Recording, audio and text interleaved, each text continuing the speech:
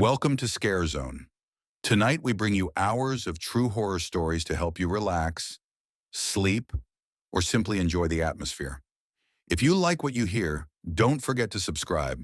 Now, close your eyes and let the rain begin. Story 1. The ticket was wrong.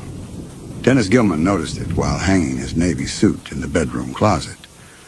The plastic rustling with that particular dry cleaning sound that always reminded him of his mother folding laundry in the basement of their old house.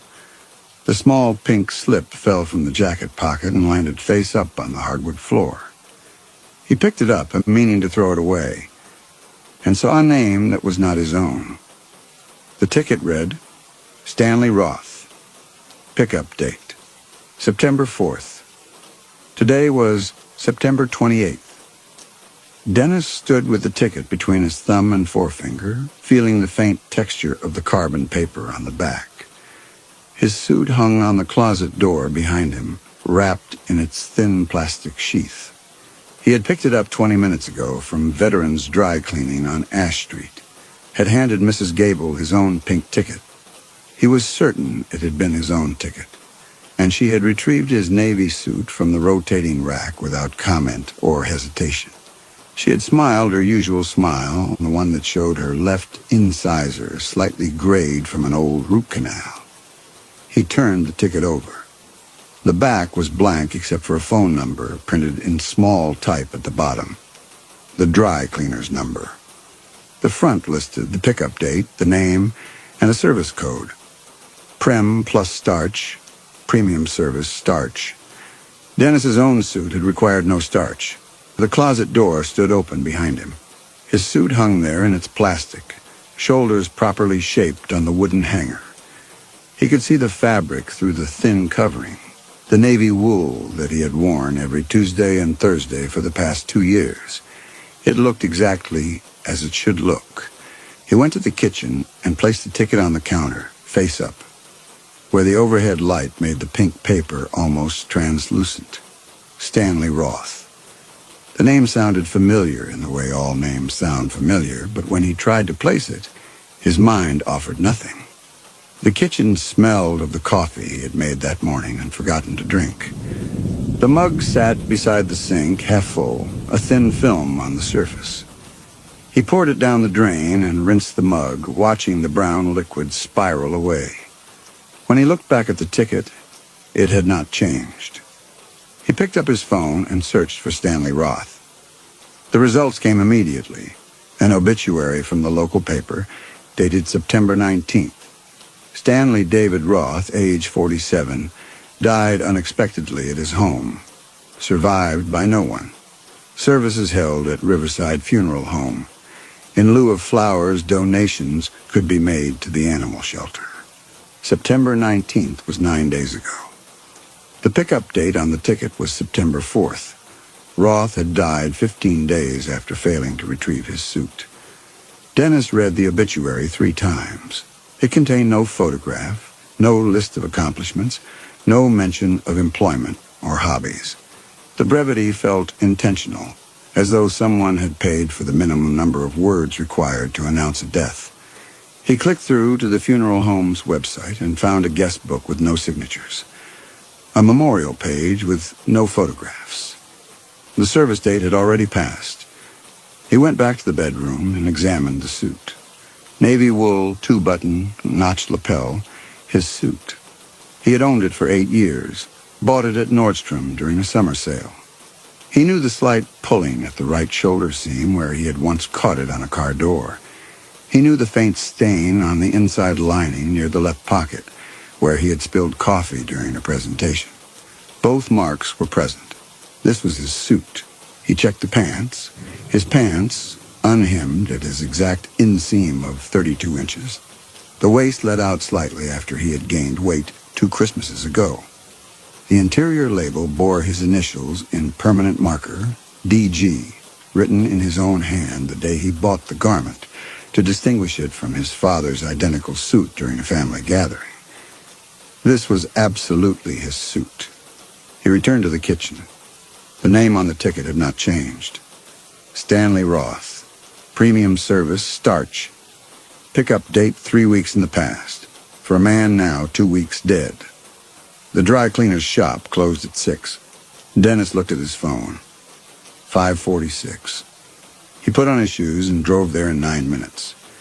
Veterans Dry Cleaning occupied a narrow storefront between a nail salon and a tax preparation office that had been empty since April.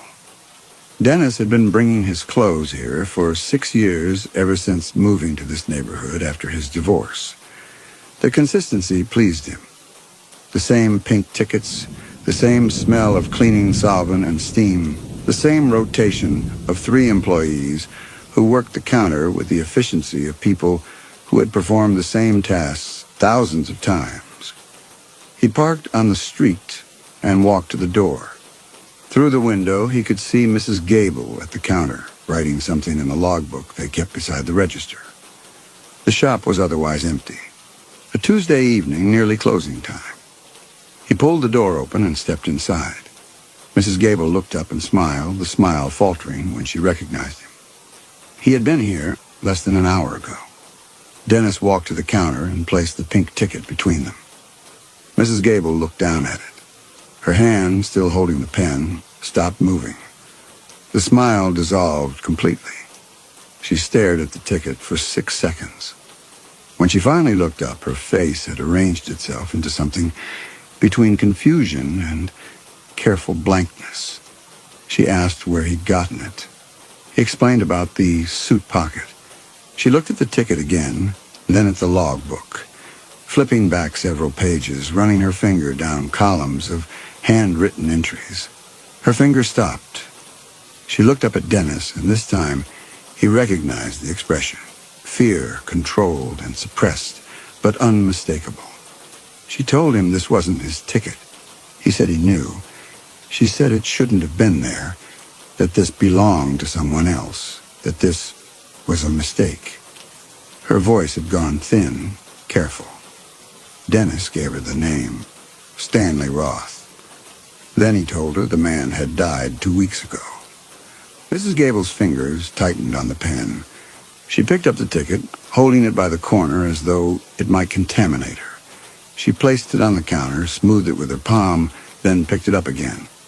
Her movements had a mechanical quality, like someone performing a familiar ritual to delay an unfamiliar decision. Finally, she folded the ticket once, then again, and put it in her apron pocket. She said she would take care of it, that she was sorry for the confusion. Dennis asked what that meant. She started to answer, stopped. Behind her, the door to the back room stood open.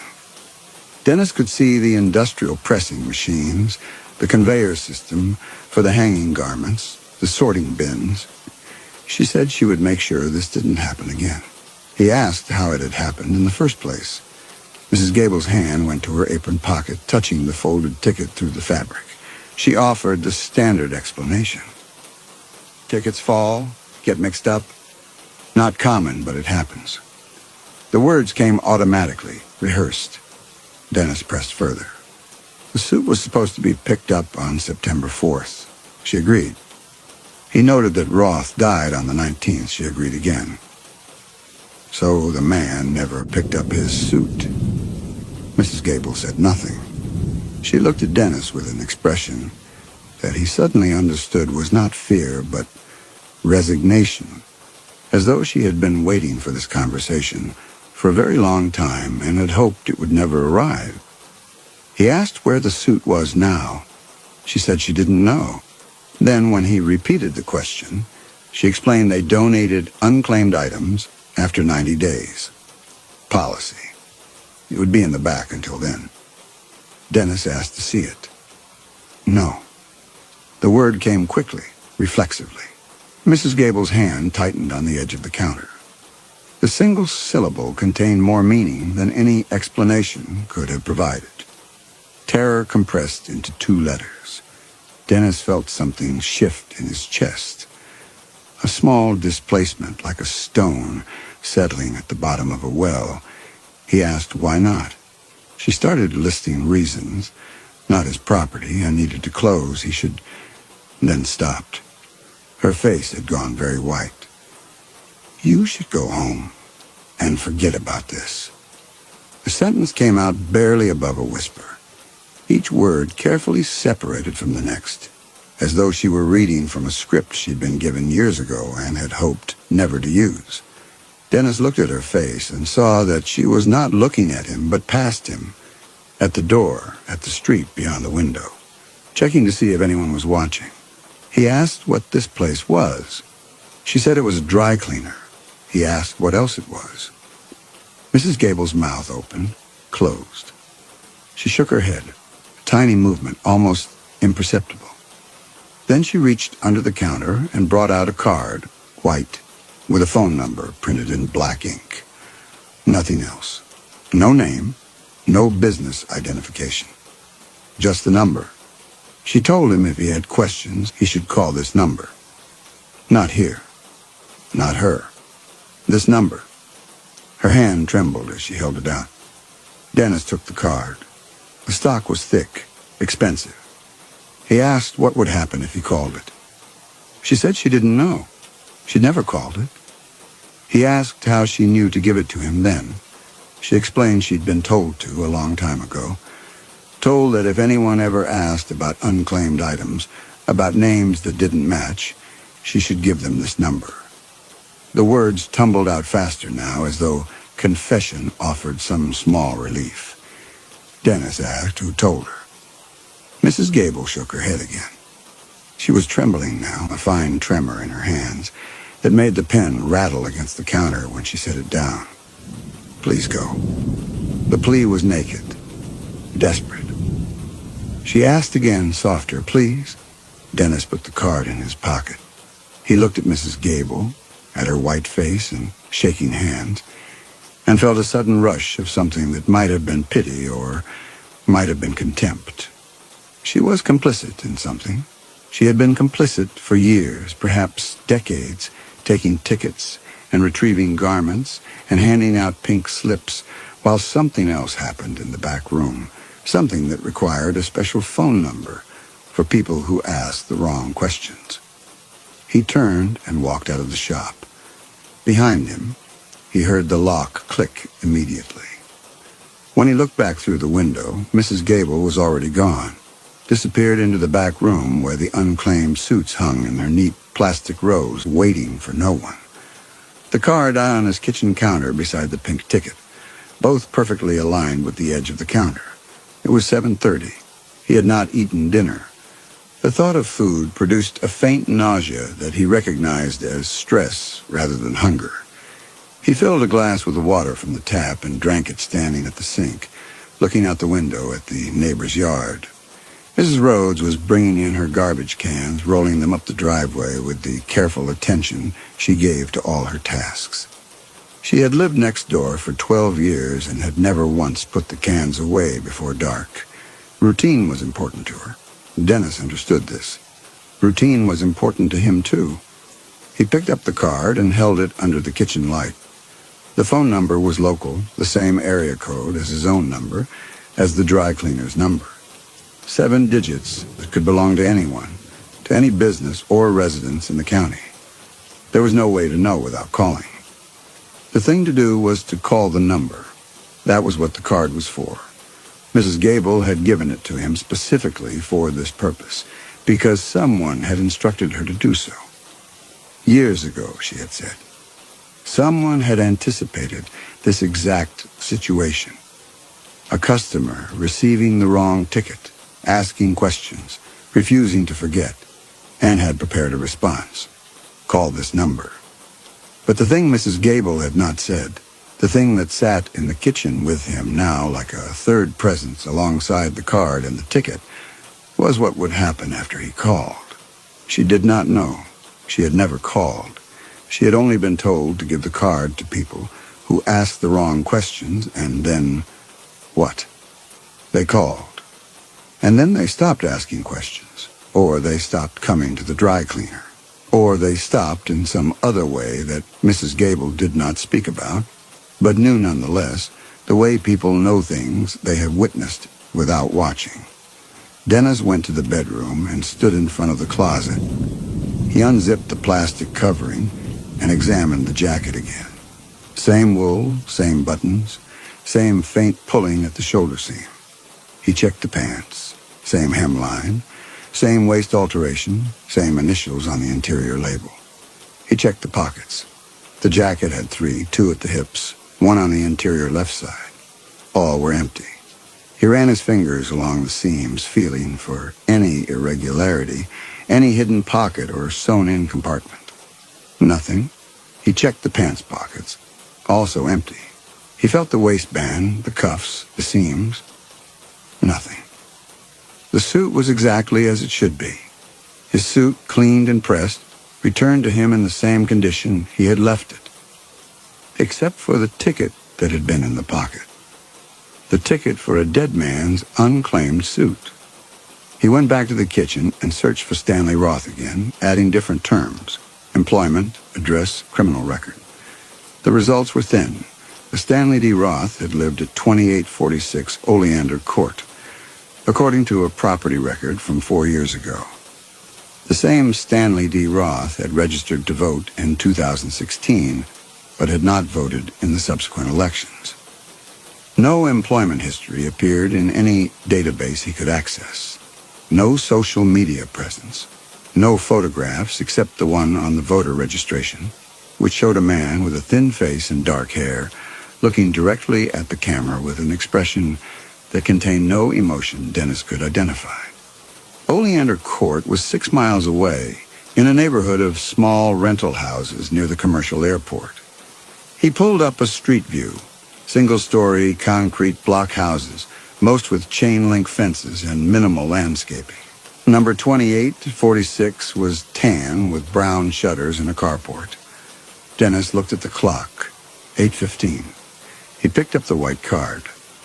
The number seemed to pulse slightly under the kitchen light, the black ink standing out against the white stock with a clarity that felt aggressive. Call this number. He imagined Mrs. Gable's hands shaking as she placed the card under the counter years ago after someone had given it to her, with instructions she had never questioned because questioning was dangerous and she had learned not to do dangerous things. Dennis had learned not to do dangerous things too. After the divorce, after his mother's death, after a series of small failures that had accumulated into a general sense of caution about the world and his place in it, he had learned to follow routines, to avoid complications, to pick up his dry cleaning on Tuesdays and never ask questions about the process that happened in between. He picked up his phone and dialed the number on the card before he could reconsider. It rang twice, then a click and a voice. Male, middle-aged, neither friendly nor unfriendly. The voice did not offer a greeting or identification. It simply waited. Dennis said hello. Then, when the silence continued, he explained he had been given this number by the dry cleaner on Ash Street. He said he had received the wrong ticket. He said the name on the ticket belonged to someone who had died. The voice asked him to repeat the name. Stanley Roth. Another pause. Dennis could hear something in the background, a sound like papers being moved. Then the voice asked for Dennis's name and address. Dennis gave both. The voice asked if he had picked up a Navy suit that afternoon. Dennis confirmed it. The voice asked if he had examined the suit. Dennis said yes, it was his suit. The voice asked if he was certain. Yes. A longer pause. Dennis waited, his phone pressed tight against his ear. When the voice spoke again, it had changed somehow. Not in tone or inflection, but in what it implied, as though a decision had been made. Someone will contact you. Then the line went dead. Dennis stood in his kitchen holding the phone. The clock read 8:22. 7 minutes had passed since he had decided to make the call. In those 7 minutes, he had done something that Mrs. Gable had never done, something that had changed his relationship to the dry cleaner and the pink tickets and the unclaimed suits waiting in their plastic rows. He had asked to be contacted. He had volunteered himself for whatever came next. He sat down at the kitchen table. The card and the ticket lay in front of him. He picked up the ticket and read it again. Stanley Roth, September 4th, Prem plus starch. Then he turned it over and looked at the blank back, the faint texture of the carbon paper, the phone number in small print at the bottom. Someone had access to his suit while it was at the dry cleaner. Someone had placed Stanley Roth's ticket in the pocket deliberately. This meant someone knew which suit was his. Someone had selected his suit specifically out of all the suits on the rack and had marked it with a dead man's ticket. But why? Dennis stood up. He put on his jacket, picked up his keys, and drove to Oleander Court. The drive took 17 minutes. Oleander Court was a short, dead-end street with 8 houses, 4 on each side. Number 2846 was the third house on the left. Dennis drove past it slowly. The house was dark. No car in the driveway. No lights visible through the windows. The lawn needed mowing. A pile of newspapers and plastic bags sat on the front step. He parked at the end of the street and walked back. When he reached 2846, he turned up the driveway and approached the front door. The newspapers were dated. The most recent paper was from today, Tuesday, September 28th. The oldest he could see was from the previous Tuesday, September 21st. Stanley Roth had died on September 19th. The papers had been accumulating for at least a week since his death, piling up on the step of an empty house. No one had come to collect them. No one had come at all. Dennis looked at the front door, locked. He tried the handle anyway, locked. He looked at the windows. They were covered with blinds, closed tight. He walked around the side of the house, past the carport, into the backyard. The backyard was small, enclosed by a chain-link fence. A concrete patio held a rusted lawn chair and a ceramic planter with a dead plant. The back door was also locked. Dennis tried it, then stepped back and looked at the windows. All dark, all closed. He returned to the front of the house and stood in the driveway, looking at the dark windows and the pile of newspapers. The house was empty because the person who lived here was dead. That was all. Except it wasn't. Because Stanley Roth's dry cleaning ticket had ended up in Dennis's jacket pocket. Because someone had placed it there deliberately. Because Mrs. Gable had given him a card with a phone number, and the voice on the phone had asked questions and had said someone would contact him. Dennis walked back to his car and drove home. The call came at 11:46 p.m. Dennis was in bed, not sleeping. He had turned off the lights and pulled the covers up, but sleep felt impossible. His mind kept circling back to the same questions. Why his suit? Why Stanley Roth's ticket? What was he supposed to do now? When the phone rang, he knew immediately it was them. He answered. The voice was different from the one he had spoken to earlier. This voice was female, calm, with a slight accent he could not place. The voice said his name as a statement, not a question. Dennis Gilman. He confirmed it. The voice told him a car would arrive at his house at 7 a.m. tomorrow. He was to be ready. He would be taken to a location where his questions would be answered. He was not to bring anything. He was not to tell anyone where he was going. Dennis asked where he would be taken. The voice said his questions would be answered. Then the line went dead. Dennis sat up in bed, his phone still pressed to his ear. The clock read 11:48. In 7 hours and 12 minutes, a car would arrive. He would get into the car. He would be taken somewhere. His questions would be answered. He set the phone on the nightstand and lay back down. The ceiling was invisible in the darkness. He closed his eyes and tried to sleep. His mind produced images. Mrs. Gable's shaking hands, Stanley Roth's emotionless face in the voter registration photo, the dark windows of 2846 Oleander Court, the suit hanging in his closet wrapped in plastic. At some point he must have slept, because he woke to his alarm at 6 a.m. The sky outside was gray with approaching dawn. He got up and showered. He dressed in his usual clothes, khakis, a button-down shirt, the jacket he wore for casual errands. He did not eat breakfast. His stomach felt hollow but not hungry. 6:55, he went to the front window and looked out at the street. No car yet. The neighborhood was quiet. At exactly 7 o'clock, a black sedan pulled up in front of his house. It was not a taxi or a rideshare car. It was a private vehicle, clean and anonymous, with tinted windows. The car stopped, but did not turn off its engine. Dennis picked up his keys out of habit, then set them down again. He was not to bring anything. He opened the front door and walked to the car. The rear door opened from inside. Dennis looked in. The back seat was empty except for a man in a dark suit sitting on the far side. The man was perhaps 50, with gray hair and a face that revealed nothing. He gestured for Dennis to get in.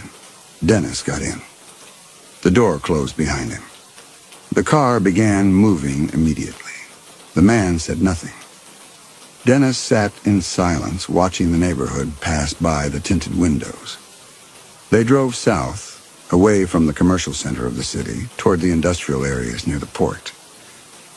After 15 minutes, the car turned into a parking lot. The lot served a building Dennis had never seen before, a long, low structure of concrete and steel with no windows and no signage. The car stopped at a side entrance. The man opened his door and got out. Dennis followed. They entered the building through a metal door. Inside was a hallway, fluorescent lit and featureless. The man led Dennis down the hallway to another door. This door was heavy, like a door to a vault. The man opened it and gestured for Dennis to enter. Dennis stepped through.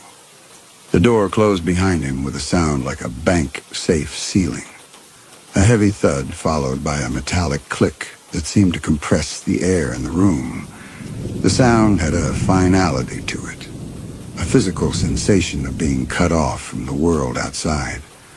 The room was small and square, with concrete walls and a single table with 2 chairs. The air had no smell at all, as though it had been filtered of every molecule that might suggest the presence of life or decay, or even industrial process. The absence was more disturbing than any odor could have been.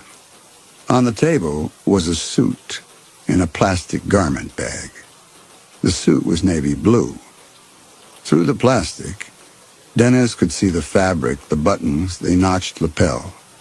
A woman sat in one of the chairs. She was the source of the voice from the phone call Dennis knew immediately. Middle-aged, professional, wearing a gray dress and no jewelry. She gestured to the empty chair. Dennis sat down. The woman placed her hands flat on the table. Her nails were unpolished and cut short. She looked at Dennis with an expression of complete neutrality. Then she began to explain, her voice flat and methodical, as though reciting information she had delivered many times before. She told him he had received a ticket that was not his. The ticket had belonged to Stanley Roth. Stanley Roth was dead. Dennis indicated he knew all of this already. The woman nodded as though this confirmed something she had already assumed. She reached forward and unzipped the garment bag. Inside was the navy suit. She lifted it slightly, showing Dennis the jacket. Same wool, same buttons, same notched lapel. She asked if this was his suit. Dennis looked at it closely. Same color, same style, same size. She told him to look closer. He leaned forward, examining the fabric. He asked if he could touch it. The woman nodded. He reached out and felt the wool. Same texture. He looked at the shoulder seam. No pulling. He looked at the lining. No coffee stain. He told her this wasn't his suit. She agreed. This was Stanley Roth's suit. Dennis sat back. His hands were shaking.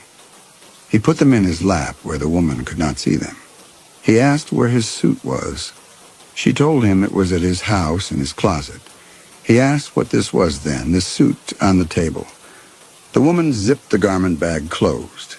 She folded her hands on the table again. Then she explained the sequence. Stanley Roth brought his suit to Veterans Dry Cleaning on August 30th. He was told to pick it up on September 4th. He never came. 15 days later, he died. On September 28th, Dennis brought his suit to the same dry cleaner. He picked it up the same day. While it was being processed, Stanley Roth's ticket was placed in his pocket. Dennis asked why. The woman's answer was precise and devastating. She told him it was because his suit matched Roth's suit. Same style, size, color. Because he lived alone. Because he had no close family, no regular visitors. Because his patterns were predictable. Because he fit the profile. Dennis felt cold. The room had no visible heating or cooling system, but the temperature seemed to have dropped several degrees. Profile for what? The woman did not answer immediately. She looked at Dennis with the same neutral expression, as though she were assessing him, measuring him against some internal standard. Finally, she reached under the table and brought out a folder. She opened it and removed a photograph. She placed the photograph on the table between them. The photograph showed a man, not Stanley Roth. A different man, younger, perhaps 35, with blonde hair and a round face. The man was wearing a navy suit. The photograph had been taken from a distance, as though through a telephoto lens. The man was walking down a street Dennis did not recognize. She asked if he knew this person. Dennis said no. She removed another photograph. Another man, older, with dark hair, also wearing a navy suit, also photographed from a distance. She asked if he knew this person. Dennis said no. She removed a third photograph, a fourth, a fifth. All different men, all wearing navy suits, all photographed from a distance. Dennis recognized none of them. The woman told him these men had been selected, like him, like Stanley Roth. Selected because they fit the profile, single, predictable, isolated, and because they owned a navy suit. Dennis asked what they'd been selected for. The woman closed the folder. Her explanation was careful, each word chosen deliberately. Stanley Roth had been selected 3 months ago. He was told to take his suit to Veterans Dry Cleaning. He was told it would be clean and that he should pick it up on September 4th. He was told that if he did not pick it up, there would be consequences. He did not pick it up. 15 days later, he died. The cold in the room intensified. Dennis felt it in his chest, a physical pressure that made breathing difficult. He asked if she was saying someone killed Roth because he didn't pick up his dry cleaning. The woman's response was precise. Roth was given instructions and did not follow them. His suit remained unclaimed. A replacement was needed. A replacement. She confirmed it. Dennis asked for what? The woman stood up. She picked up the folder and the garment bag containing Stanley Roth's suit. She walked to the door, then turned back to Dennis. She told him he would receive instructions. He would follow them exactly. If he did not, the consequences would be the same as they were for Stanley Roth. She asked if he understood. Dennis opened his mouth, closed it. His throat had gone completely dry. He managed a single word. Why? The woman's answer was simple and final. Because he received the ticket. Because he called the number.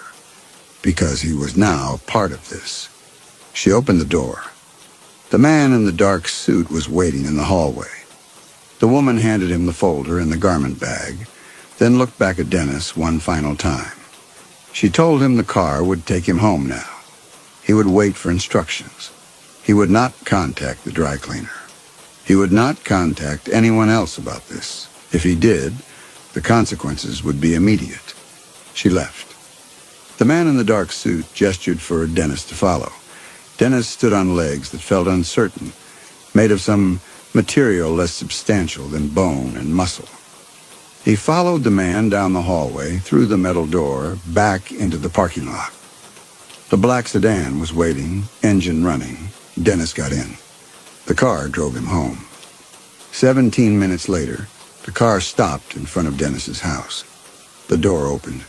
Dennis got out. The car drove away.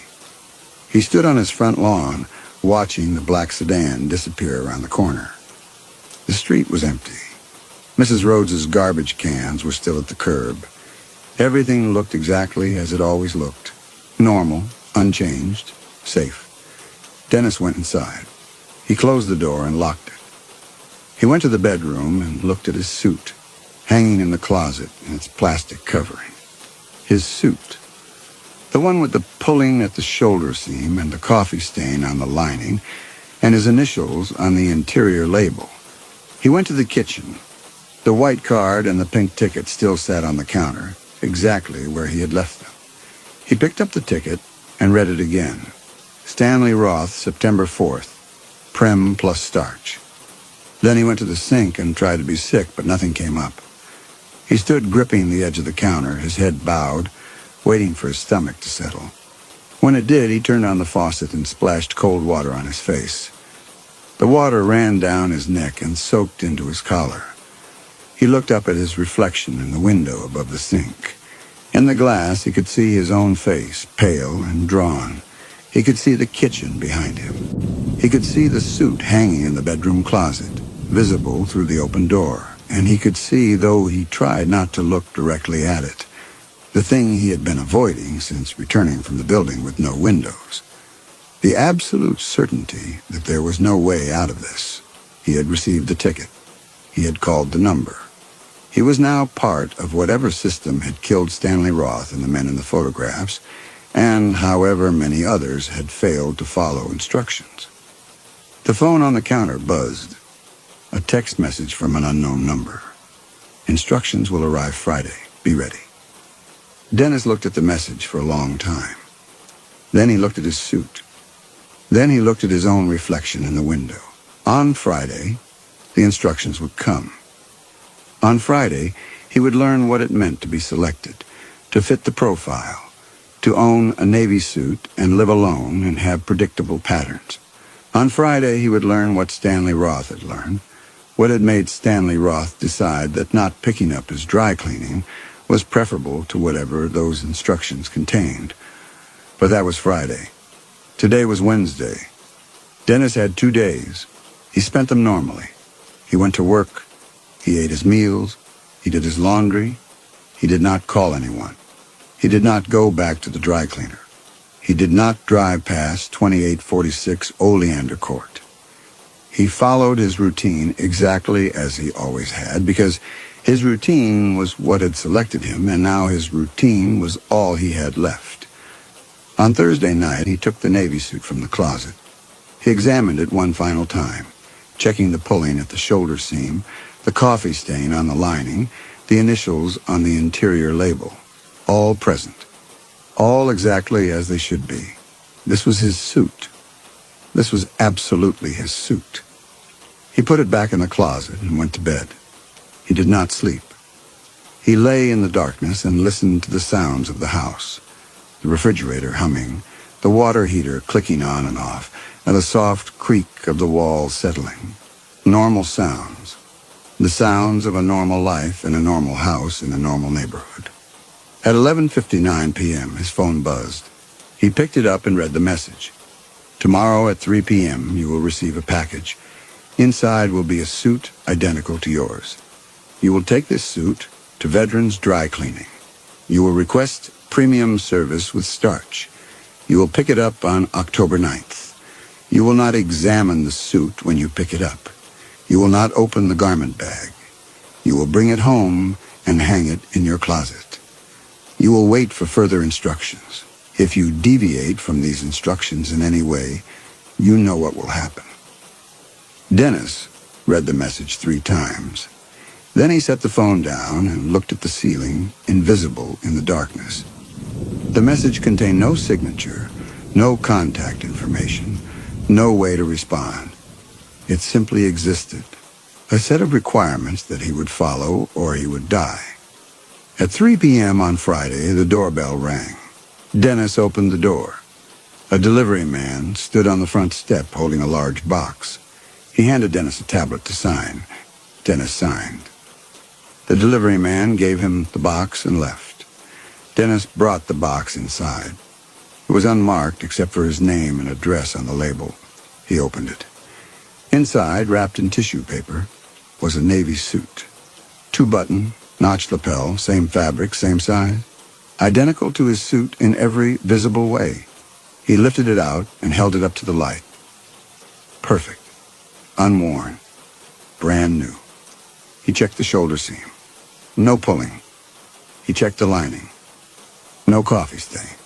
He checked the interior label. No initials. This was not his suit. This was the suit he was supposed to take to the dry cleaner. This was the suit that would be cleaned with premium service and starch, that would be picked up on October 9th, that would come home in a garment bag he was not to open. Dennis folded the suit carefully and placed it back in the box. Then he stood looking at it for a long moment. He went to the kitchen and opened the drawer where he kept utility items. Batteries, tape, rubber bands. At the back, a box of matches from a restaurant he hadn't been to in 3 years. He took out the matches and returned to the bedroom. He stood over the box with the suit inside, the small matchbox in his hand.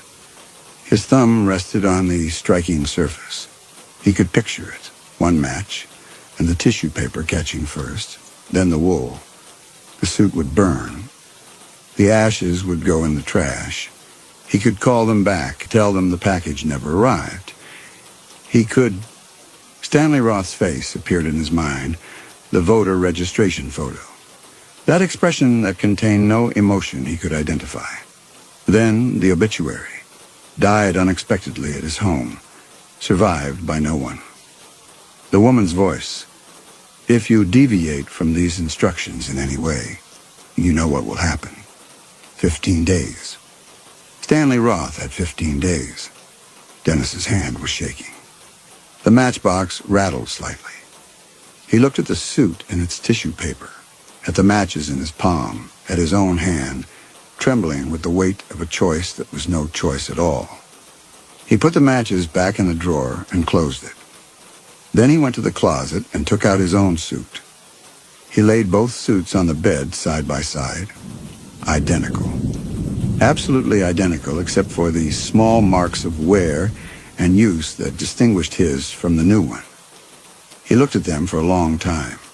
Then he picked up the new suit and put it on a hanger. He wrapped it in the plastic covering from his own suit. He placed it by the front door, ready to take to veterans' dry cleaning tomorrow morning.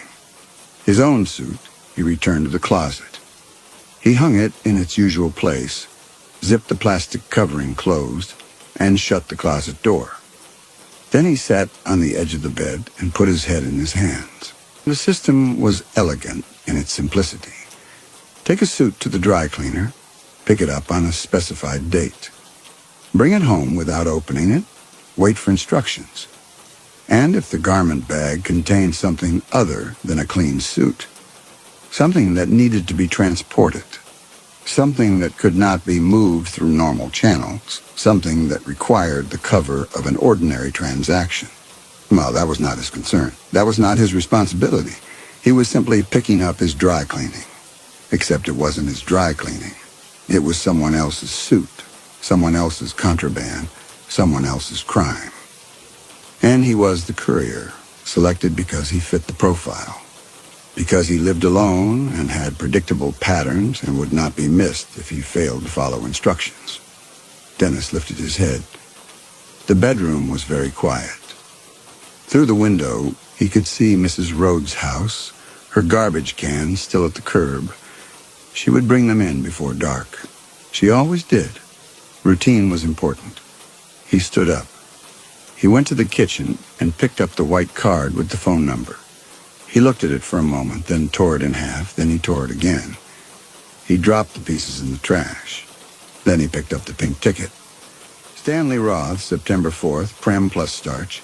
He held it under the kitchen light one final time, reading the name of the man who had refused to follow instructions, who had let his suit remain unclaimed, who had died 15 days later.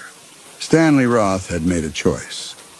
He had decided that whatever was in that garment bag, whatever he was supposed to transport, was not worth his compliance. He had decided to die rather than participate. Dennis set the ticket on the counter. He looked at it for a long time. Then he looked at the suit by the front door, wrapped in plastic, ready to be taken to veterans' dry cleaning in the morning. He had until tomorrow to decide. He had until October 9th. He had all that time to make the same choice Stanley Roth had made. But he already knew what he would do. He had known since reading the text message, since seeing the delivery man on his front step, since understanding exactly what it meant to be selected and to fit the profile and to own a Navy suit. He would follow the instructions. He would take the suit to the dry cleaner. He would pick it up on October 9th. He would bring it home without opening the garment bag. He would wait for further instructions, because the alternative was to die. And Dennis Gilman, 43 years old, divorced, no close family, predictable patterns, routine his only comfort. Dennis Gilman was not ready to die. On Saturday morning, he took the suit to veterans' dry cleaning. Mrs. Gable was not working. A different woman helped him, younger, with red hair and no recognition in her eyes. He requested premium service with starch. She wrote out a ticket and gave him the pink slip. The pickup date was October 9th. Dennis took the ticket and left. He drove home. He hung the pink slip on his refrigerator with a magnet, next to a grocery list, and a reminder about a dentist appointment. The ticket was identical to all the other tickets he had received over 6 years of bringing his clothes to veterans' dry cleaning. Pink paper, printed text, the dry cleaner's phone number at the bottom. The only difference was the date, October 9th. 11 days away. 11 days to live a normal life. 11 days until he would pick up a garment bag and bring it home and hang it in his closet and wait to learn what he had just transported. Dennis went to the kitchen and made coffee. He drank it standing at the counter, looking out the window at Mrs. Rhodes's yard. She was outside now, pruning her roses. She wore gardening gloves and a wide-brimmed hat. She moved slowly, carefully, examining each branch before cutting. Routine, precision, the careful maintenance of normal life. Dennis finished his coffee. He rinsed the mug and placed it in the dishwasher. Then he went to the bedroom and looked at his suit hanging in the closet. His suit. The one with the pulling at the shoulder seam and the coffee stain, and his initials on the label. He reached out and touched the fabric. The wool was cool and smooth under his fingers. He let his hand rest there for a moment, feeling the texture, the weight, the absolute familiarity of a garment he had worn hundreds of times. Then he closed the closet door and walked away. On October 9th at 3 p.m., Dennis Gilman walked into Veterans Dry Cleaning and handed the pink ticket to the woman with red hair. She smiled and retrieved a garment bag from the rotating rack. She handed it to him. Inside was something that weighed approximately the same as a suit, but felt different when he took it from her hands. Denser, more compact. The bag was sealed with a zip tie at the top. He did not open it. He carried it to his car and laid it carefully in the back seat. Then he drove home, following his usual route, stopping at all the red lights, using his turn signals, maintaining the speed limit. When he arrived home, Mrs. Rhodes was bringing in her garbage cans. She waved. He waved back. Everything normal. Everything routine. He carried the garment bag inside and hung it in his closet, next to his own suit.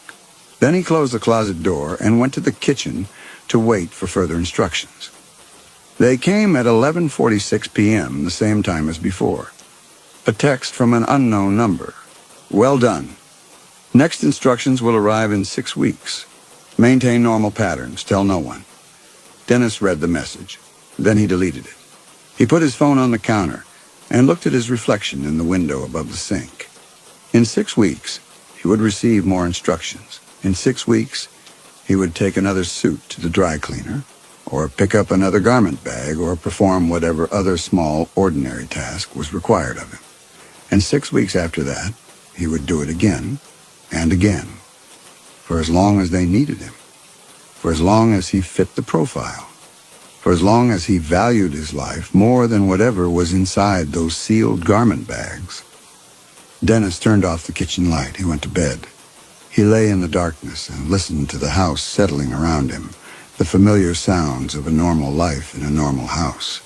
He closed his eyes. In the closet, 2 suits hung side by side. One was his. The other was something else entirely, and something he would never examine, never question, never acknowledge beyond its weight in his hands and its presence in his home. The clock read 12:03 a.m. Saturday. 6 weeks from today, he would receive his next instructions. Until then, he would maintain normal patterns. He would go to work. He would eat his meals. He would do his laundry. He would be ordinary. He would be predictable. He would be exactly what they had selected him to be. Dennis Gilman slept. And in the morning, when he woke, the garment bag would still be hanging in his closet, sealed and silent, waiting for nothing at all.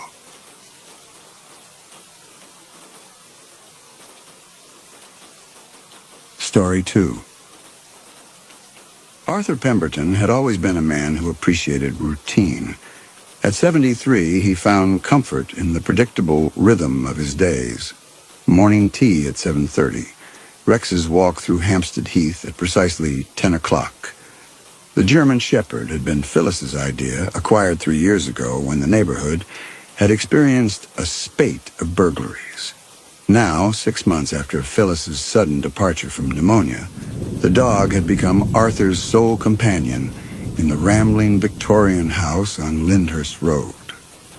Rex was a magnificent creature, all sleek black and tan coat and intelligent amber eyes. The animal possessed an almost supernatural devotion to Arthur, following him from room to room, sleeping beside the bed, alert to every sound that might threaten his master's well-being. The October evening began ordinarily enough. Arthur had prepared his modest dinner of tinned soup and toast, sharing scraps with Rex as was their custom. It was during the weather forecast that the first drops of rain began pattering against the windows. The meteorologist spoke of an approaching storm system, unusually severe for the season. By 9 o'clock, the storm had arrived in earnest.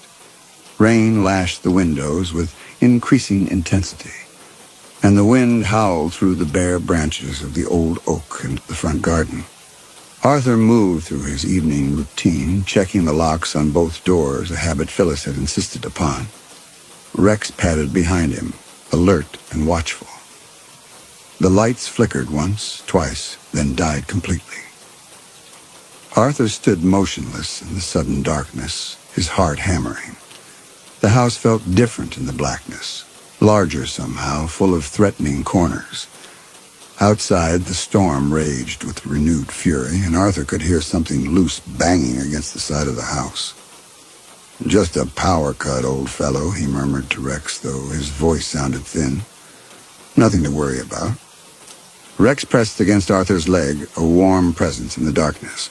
Arthur felt for the dog's head, running his fingers through the thick fur. The animal was trembling slightly. Making his way to the kitchen, Arthur retrieved a torch and candles. The torch beam created a narrow cone of yellowish light that seemed pitiful against the encompassing darkness. As he lit the first candle, its flame danced wildly in the drafts. Rex whined softly, his ears pricked forward, staring toward the front of the house. "What is it, boy?" Arthur whispered.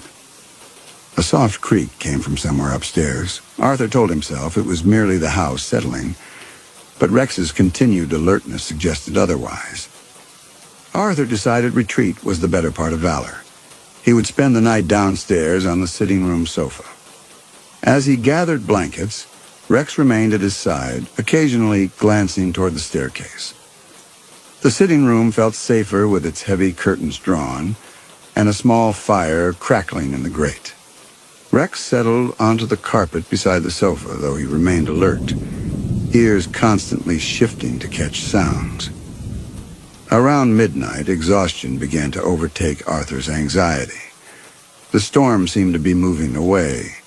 Rex had relaxed somewhat, resting his great head on his paws, though his eyes remained open.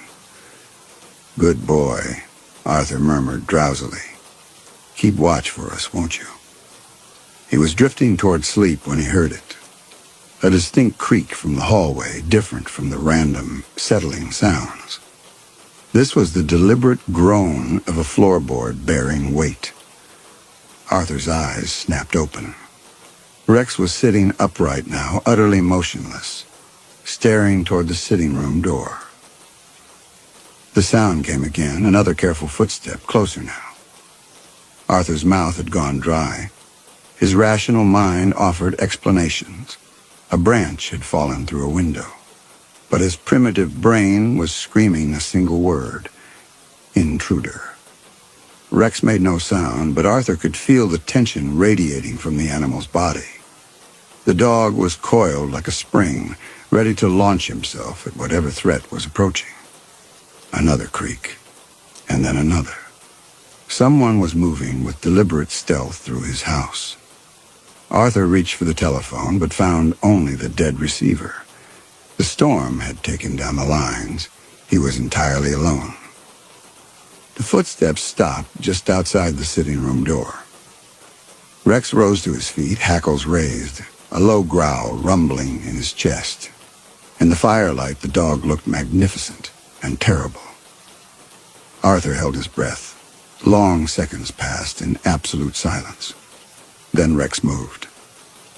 The dog launched himself toward the door with explosive force, his growl escalating to a full-throated snarl.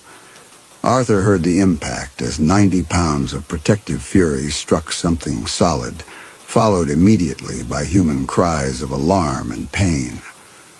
The sounds that followed were terrible. Rex's continued snarling, the crash of bodies against furniture, a man's voice cursing and gasping. Arthur fumbled for the poker beside the fireplace. "Rex," he called out. "Rex, here, boy." The sounds of struggle continued for what felt like hours, but could only have been minutes. Then, abruptly, everything went quiet. "Rex," Arthur whispered. No answer came. Arthur forced himself to stand, the poker clutched in both hands. Moving toward the door on unsteady legs, he pushed it open and peered into the hallway. The weak light revealed chaos. A small table had been overturned, its contents scattered. But of Rex, there was no sign. "Rex," Arthur called more loudly. Still nothing. Arthur ventured further into the hallway. His bare feet found something wet and sticky on the floor near the front door. In the dim light, it looked black, but Arthur's stomach clenched as he realized what it must be. Blood. A sound from upstairs made him look toward the staircase. Was that movement in the shadows? "Rex?" he called again, hope and desperation warring in his voice. Something creaked overhead. Arthur climbed the first few steps. The house felt different somehow, as if the very air had been contaminated by violence. Another sound from downstairs, perhaps a final whimper from somewhere in the darkness. Or maybe just the house settling. Arthur couldn't tell. The silence that followed was absolute and terrifying. A soft click came from below, a door closing. The intruder was still in the house. Arthur's mind raced. Rex was somewhere down there, possibly dead, possibly dying, and he was trapped upstairs with no means of calling for help. Terror drove him toward his bedroom, the only room with a lock, the only place he might be safe. Moving as quietly as possible, Arthur began moving furniture toward the door. The bedroom dresser was heavy, but terror gave him strength. Inch by inch, he maneuvered it until it stood firmly against the door. With the door secured, Arthur felt marginally safer. He settled onto the floor with his back against the bed. The poker still clutched in his hands, listening desperately for any sound that might tell him Rex was still alive somewhere in the house. The silence was absolute. Outside, the night was becoming lighter as clouds cleared away from the moon. Arthur dozed fitfully, jerking awake at every small sound. Each time he woke, He would listen desperately for any sign that Rex was still alive somewhere in the house below, but heard only silence. It was during one of these brief periods of wakefulness that Arthur became aware of a presence near the bed, something that shouldn't be there. Arthur lay perfectly still, every muscle tensed. He could hear breathing that wasn't his own, slow, measured breaths coming from somewhere very close. The terror was so complete that he found himself unable to move. A hand touched his arm. Arthur nearly cried out, but something made him bite back the sound. The touch was gentle, almost comforting. The hand moved to his shoulder, then to his face, fingers tracing his features with surprising tenderness. Confusion warred with terror. This made no sense. If someone had broken in, if they had hurt Rex, why were they now touching him with such care? The hand moved away, and Arthur heard movement beside the bed. Someone was settling onto the floor very close to him. Then something wet and warm touched his hanging hand. A tongue, lapping gently at his fingers. Arthur's heart nearly stopped. It was exactly what Rex did when seeking attention. The licking continued, patient and rhythmic, exactly as Rex would do. Arthur found himself beginning to relax despite the impossibility. Rex must have somehow survived. Must have found a way upstairs to offer his customary comfort. It was the only explanation that made sense.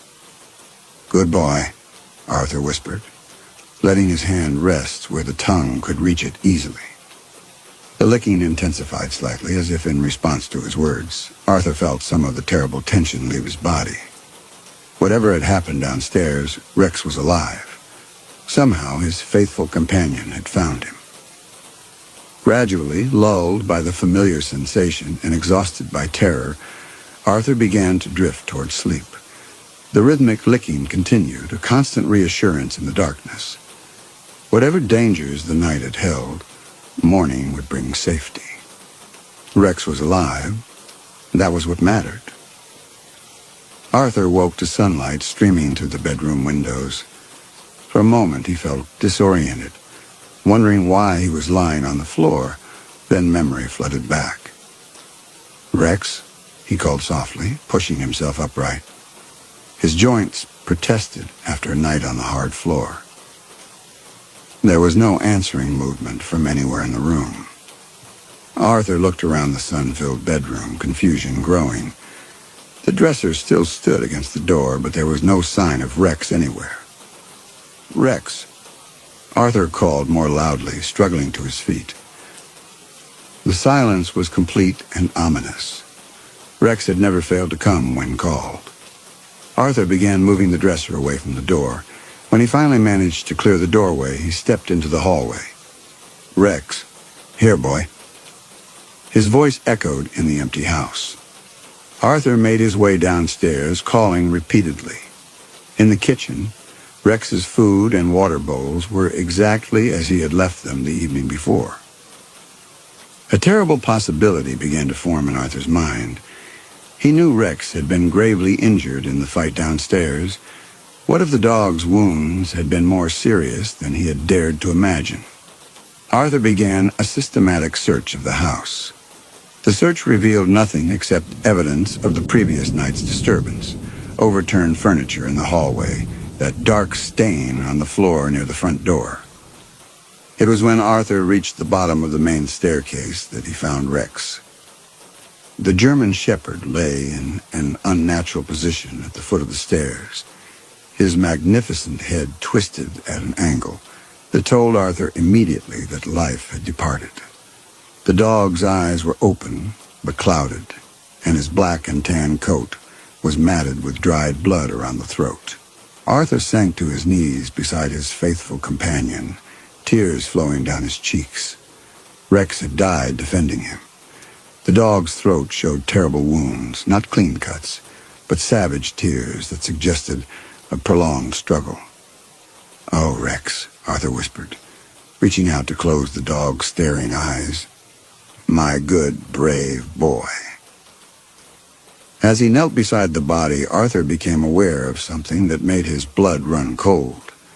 Leading away from Rex's body, clearly visible in the morning light, was a trail of muddy footprints.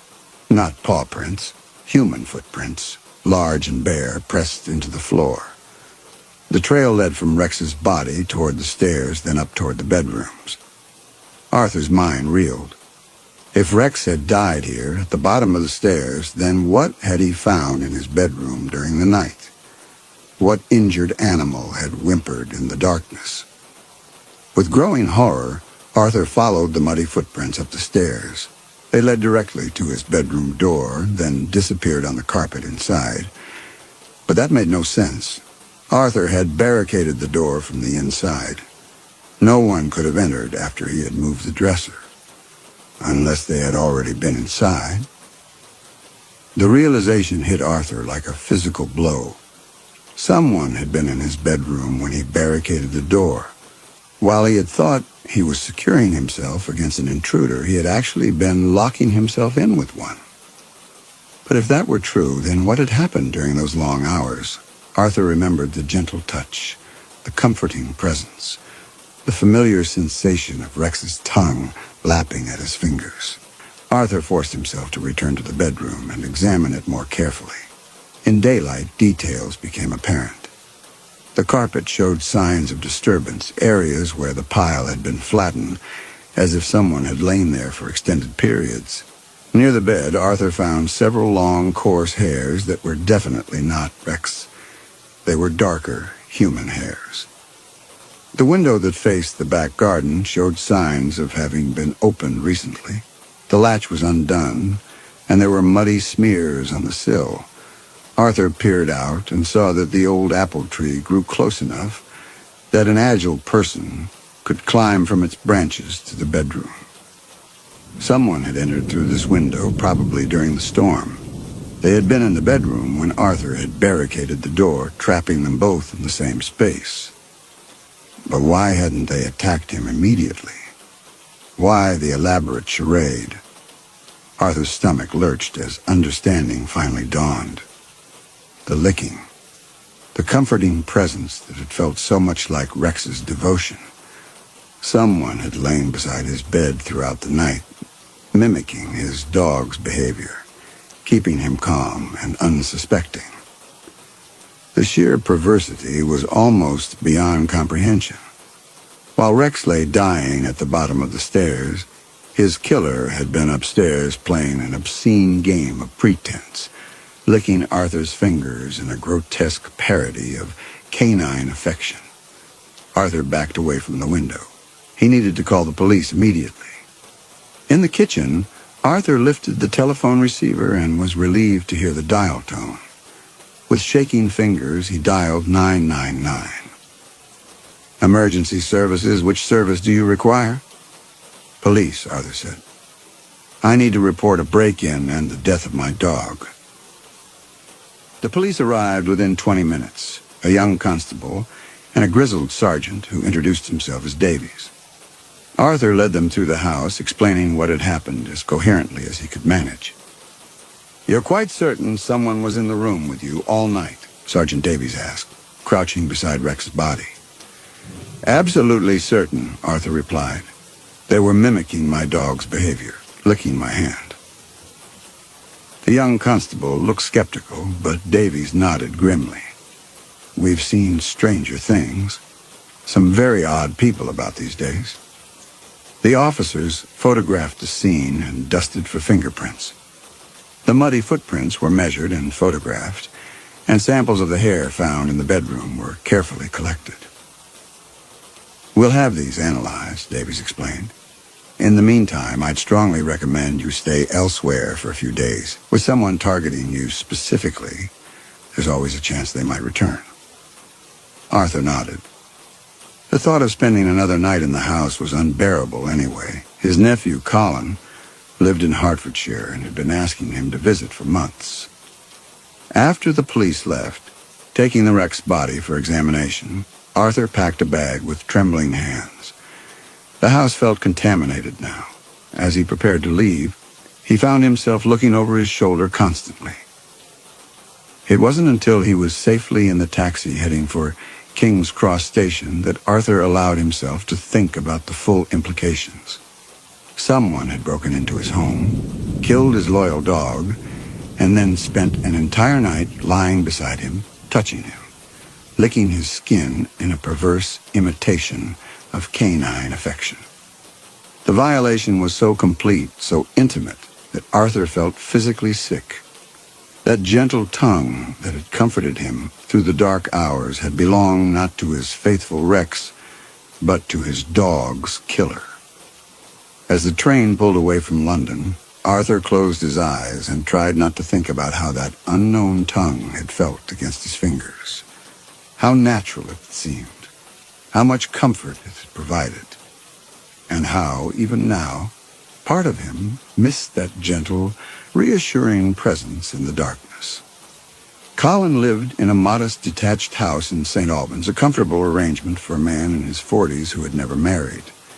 He worked as an accountant and had inherited their father's methodical nature. He received Arthur's unexpected arrival with characteristic kindness, asking no difficult questions and simply preparing the spare room. Over dinner that first evening, Arthur attempted to explain what had happened, though he found himself editing the story considerably. The basic facts seemed incredible enough without adding the more disturbing psychological elements. "You should have called me immediately," Colin said, refilling Arthur's wine glass. "I could have driven down straight away." Arthur nodded, though he suspected his nephew would have been of little help against a determined intruder. "The police think it was someone who had been watching the house," Arthur said.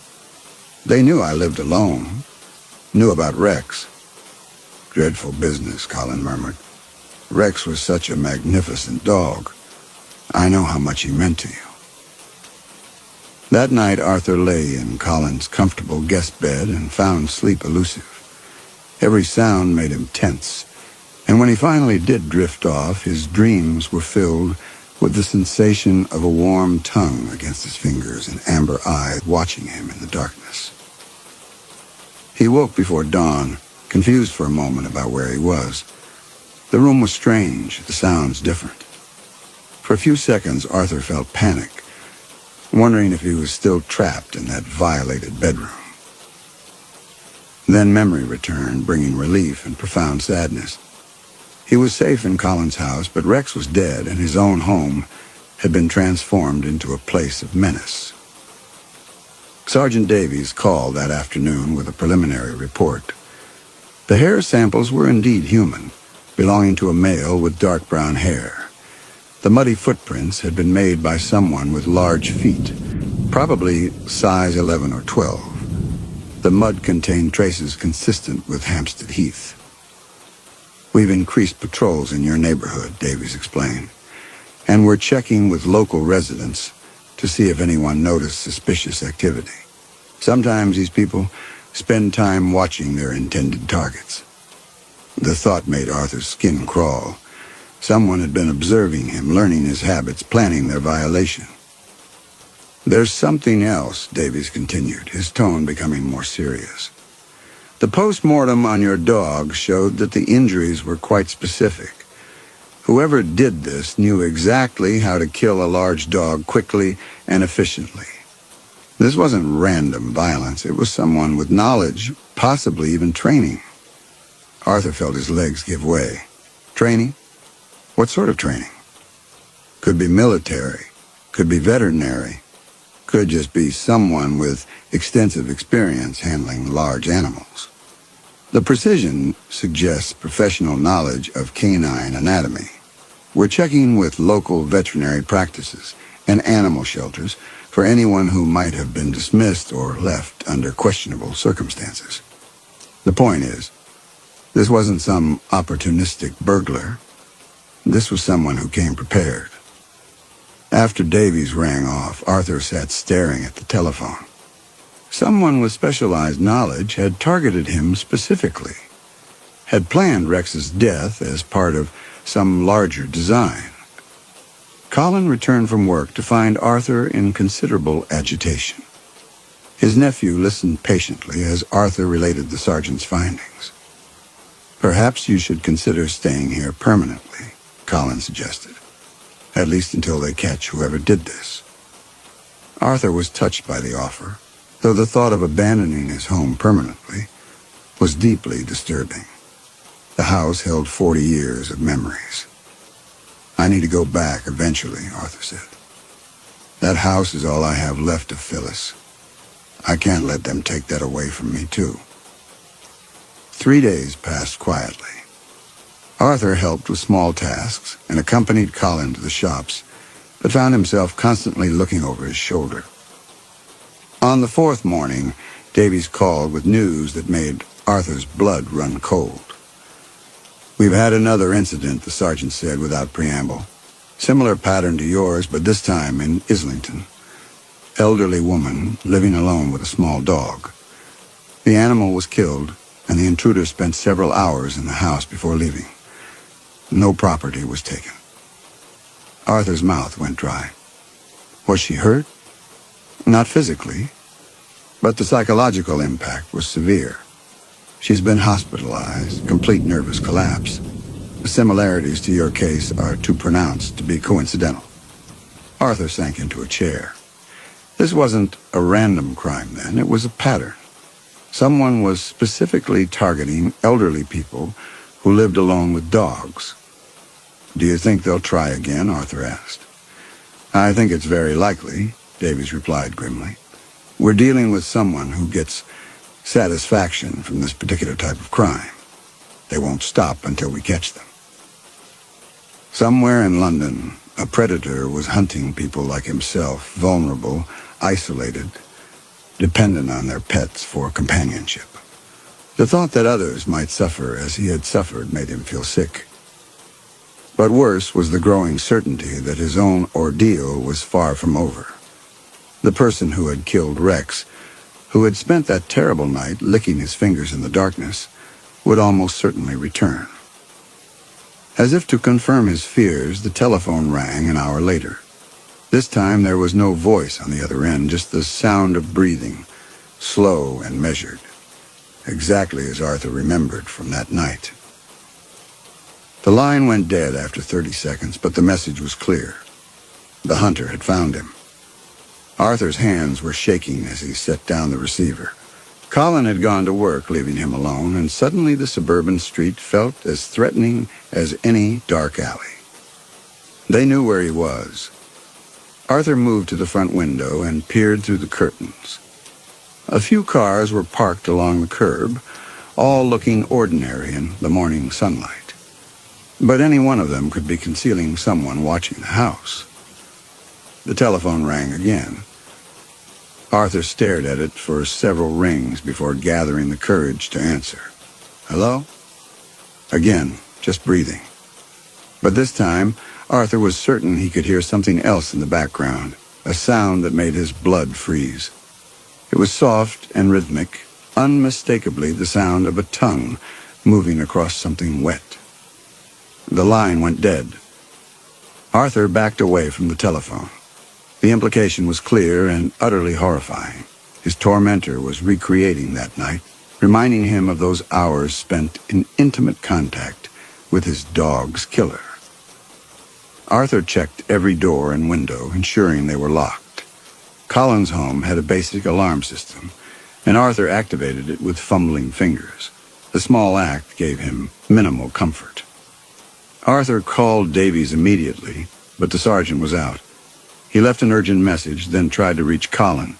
His nephew's secretary said Colin was in meetings, but would return the call. Alone and increasingly desperate, Arthur found himself pacing like a caged animal. Every sound from outside made him start violently. The telephone rang for a third time just before noon. Arthur let it ring twice before forcing himself to answer. "Hello, Arthur." The voice was soft, cultured, with the faint trace of an accent Arthur couldn't place. It was unmistakably the voice of an educated man. The casual use of his first name sent ice through Arthur's veins. "Who is this?" Arthur managed. I think you know who this is, the voice replied with gentle amusement. We spent such a lovely night together, you and I. Rex couldn't join us, of course, but I think I provided adequate comfort. Arthur's legs gave way.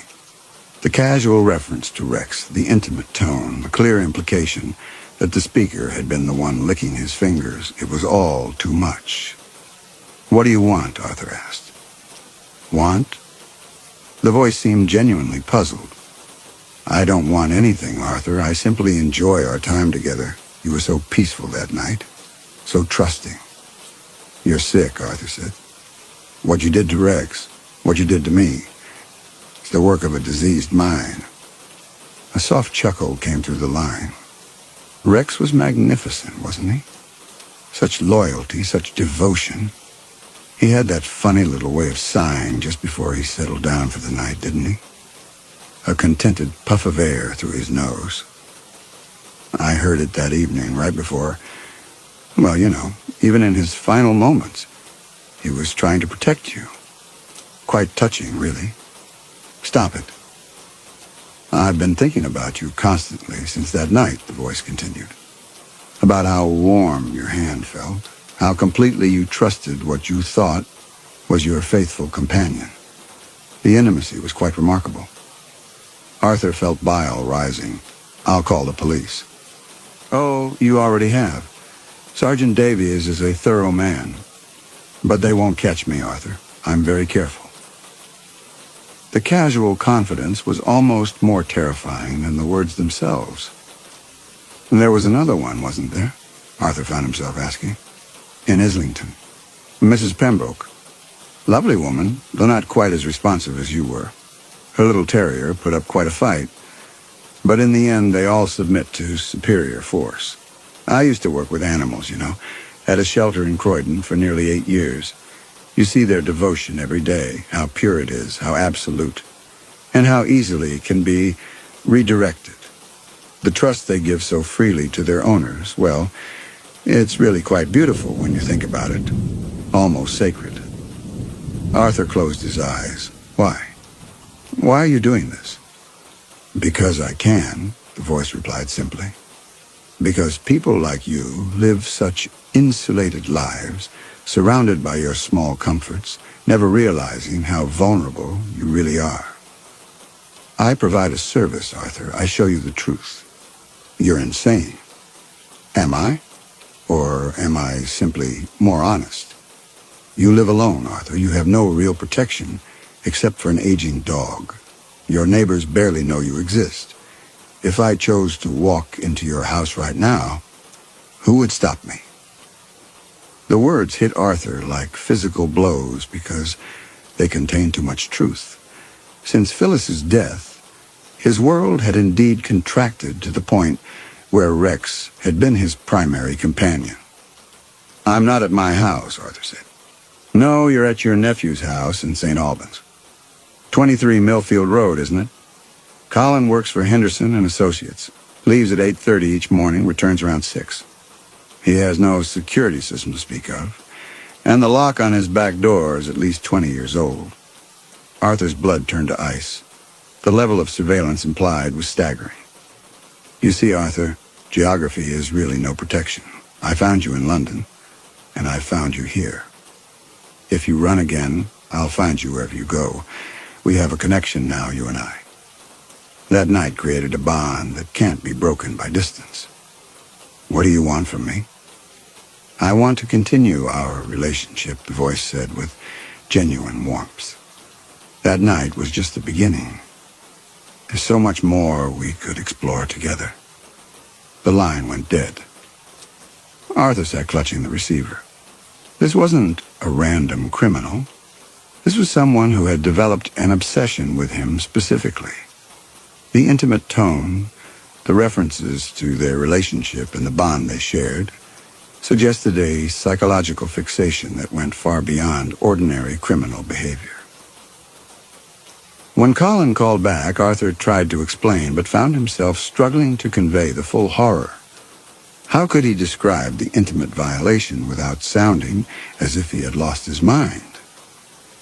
You need to call the police immediately, Colin said. This person knows where I live, where I work. We're both in danger. Arthur had already tried calling Davies twice more, but the sergeant was still unavailable. The police station promised to pass on his urgent message, but Arthur had little confidence that help would arrive in time. "I think I should leave," Arthur said. "If I stay here, I'm putting you in danger." "Don't be ridiculous," Colin replied firmly. "We'll face this together. I'm coming home immediately." But as Arthur waited, he couldn't shake the feeling that leaving would solve nothing. The voice had been clear. Geography offered no protection. The afternoon passed with agonizing slowness.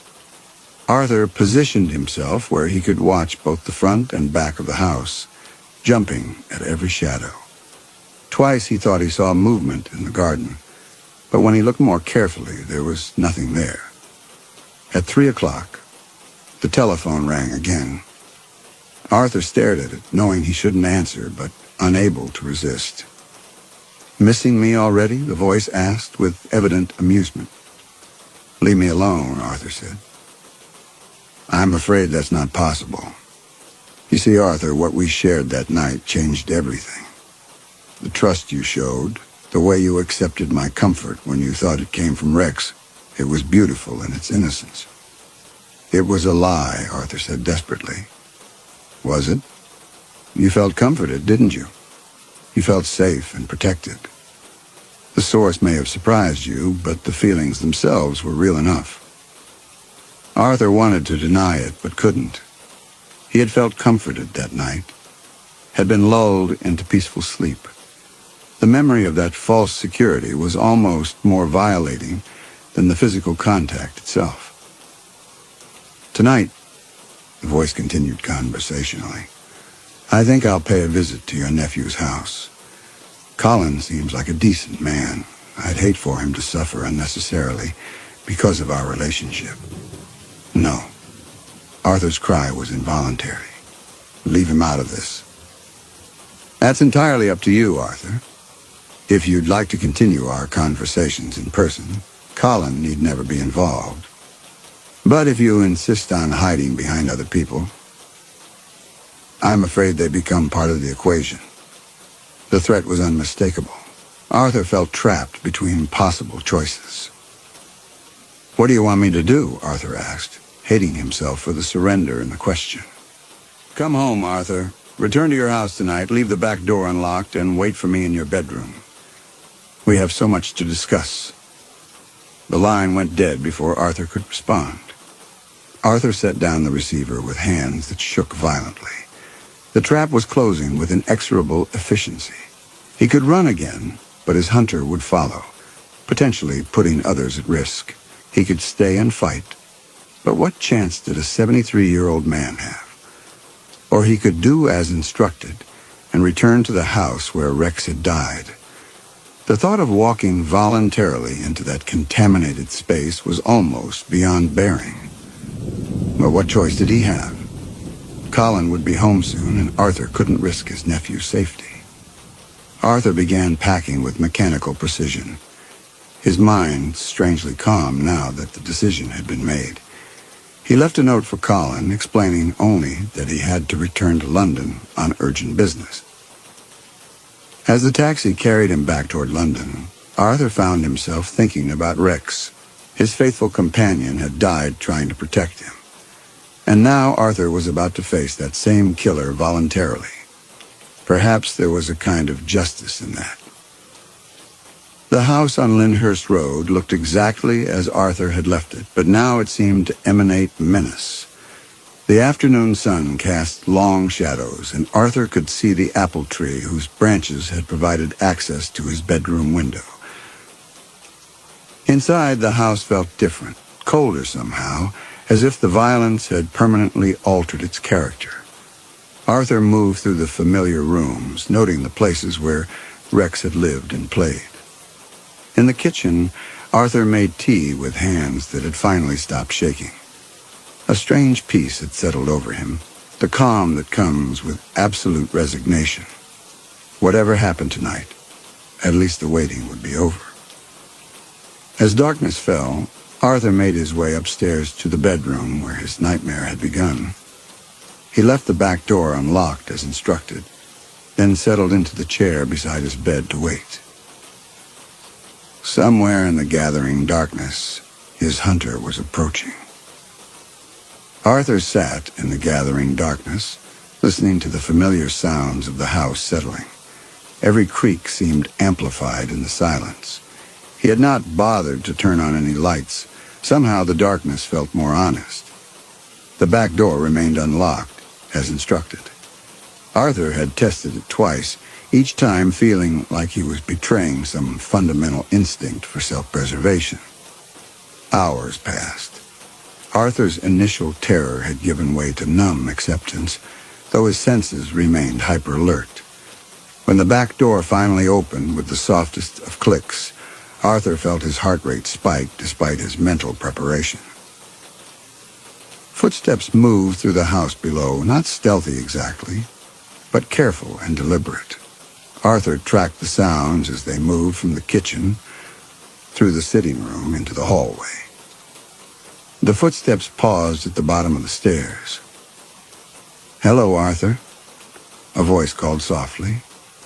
It was the same cultured tone from the telephone calls, but hearing it in person was somehow more disturbing.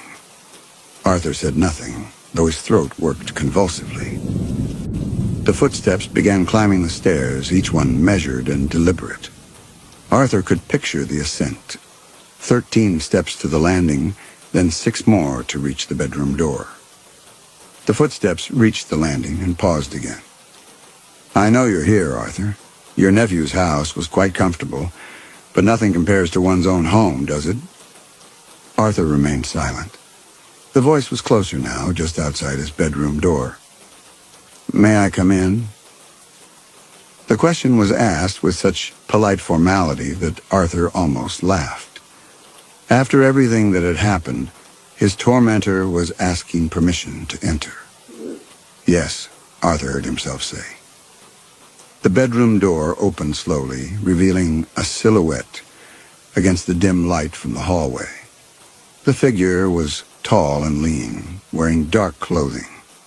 As Arthur's eyes adjusted, he could make out more specifics. A man perhaps 50 years old, unremarkable in appearance except for an unusual stillness that suggested complete self-control. "Thank you," the man said, stepping into the room. "I hope you don't mind if I close the door. Privacy is so important for intimate conversations." The soft click seemed to seal Arthur's fate, though he had known from the moment he unlocked the back door that there would be no escape. The man moved further into the room, and Arthur could see his face more clearly in the moonlight. He was handsome in an unremarkable way, the sort of person who would blend invisibly into any crowd. His hair was dark and neatly styled, his clothes expensive but conservative. He could have been a banker or a solicitor, someone utterly ordinary in appearance. "You look tired, Arthur," the man said with what sounded like genuine concern. "The last few days must have been quite stressful." "What do you want?" Arthur asked. The man smiled, and the expression transformed his face entirely. What had seemed ordinary became predatory, civilized features revealing something fundamentally inhuman beneath. "I want to continue what we started that night," he said simply. "The connection we established was quite remarkable, don't you think? The trust you showed, the way you accepted comfort from what you believed was your faithful companion. It was beautiful in its purity." Arthur felt bile rising. "You killed Rex." "Rex was a magnificent animal," the man agreed, settling himself onto the edge of Arthur's bed, as if he had every right to be there. "Absolutely devoted to you, willing to sacrifice his life to protect yours. I respected that, even as I ended it. His death served a necessary purpose. It allowed us to share that extraordinary night together." The casual way he spoke of Rex's murder revealed the depth of his detachment from normal human emotion. "I suppose you want to know why," the man continued. People always want to understand the why of things, as if motivation could somehow make sense of the incomprehensible. Arthur said nothing, though part of him did desperately want to understand. "The truth is quite simple," the man said. "I am drawn to moments of absolute vulnerability, times when the barriers people construct around themselves collapse completely. That night, lying beneath your bed, feeling you relax into sleep because you believed you were protected by your faithful dog, it was intoxicating." Arthur's stomach lurched. "You were under the bed?" "For hours," the man confirmed with evident satisfaction. "So close, I could have reached up and touched you at any time. But I waited, savoring the anticipation, until you were completely relaxed. Then I began to provide the comfort you needed." The memory of that gentle licking now made Arthur feel physically sick. He had been intimate with the killer, had found comfort in the touch of the person who had murdered his beloved companion. "The beauty of it," the man continued, "was your complete trust. You never questioned whether what you were feeling was really Rex's affection. The need for comfort was so strong that you accepted what I offered without reservation." "It was a trick," Arthur said desperately. "A lie." "Was it? The comfort you felt was real enough. The peace that settled over you as you drifted off to sleep was genuine. I provided exactly what you needed in that moment. The presence of a faithful companion who would protect you through the darkness." Arthur wanted to deny it, but couldn't. He had felt comforted that night, had been genuinely soothed by what he thought was Rex's presence. The betrayal was so complete that it seemed to contaminate even those moments of peace. "I've thought about you constantly since then," the man said, his voice taking on an almost tender quality. "About how warm your hand felt, how completely you trusted what you thought was your dog's devotion. The intimacy was really quite extraordinary." Arthur closed his eyes, trying to block out the words, but the man's voice continued relentlessly. "I want to recreate that experience, Arthur. That perfect moment of trust and vulnerability. But this time you'll know exactly who is providing the comfort." Arthur's eyes snapped open. "No."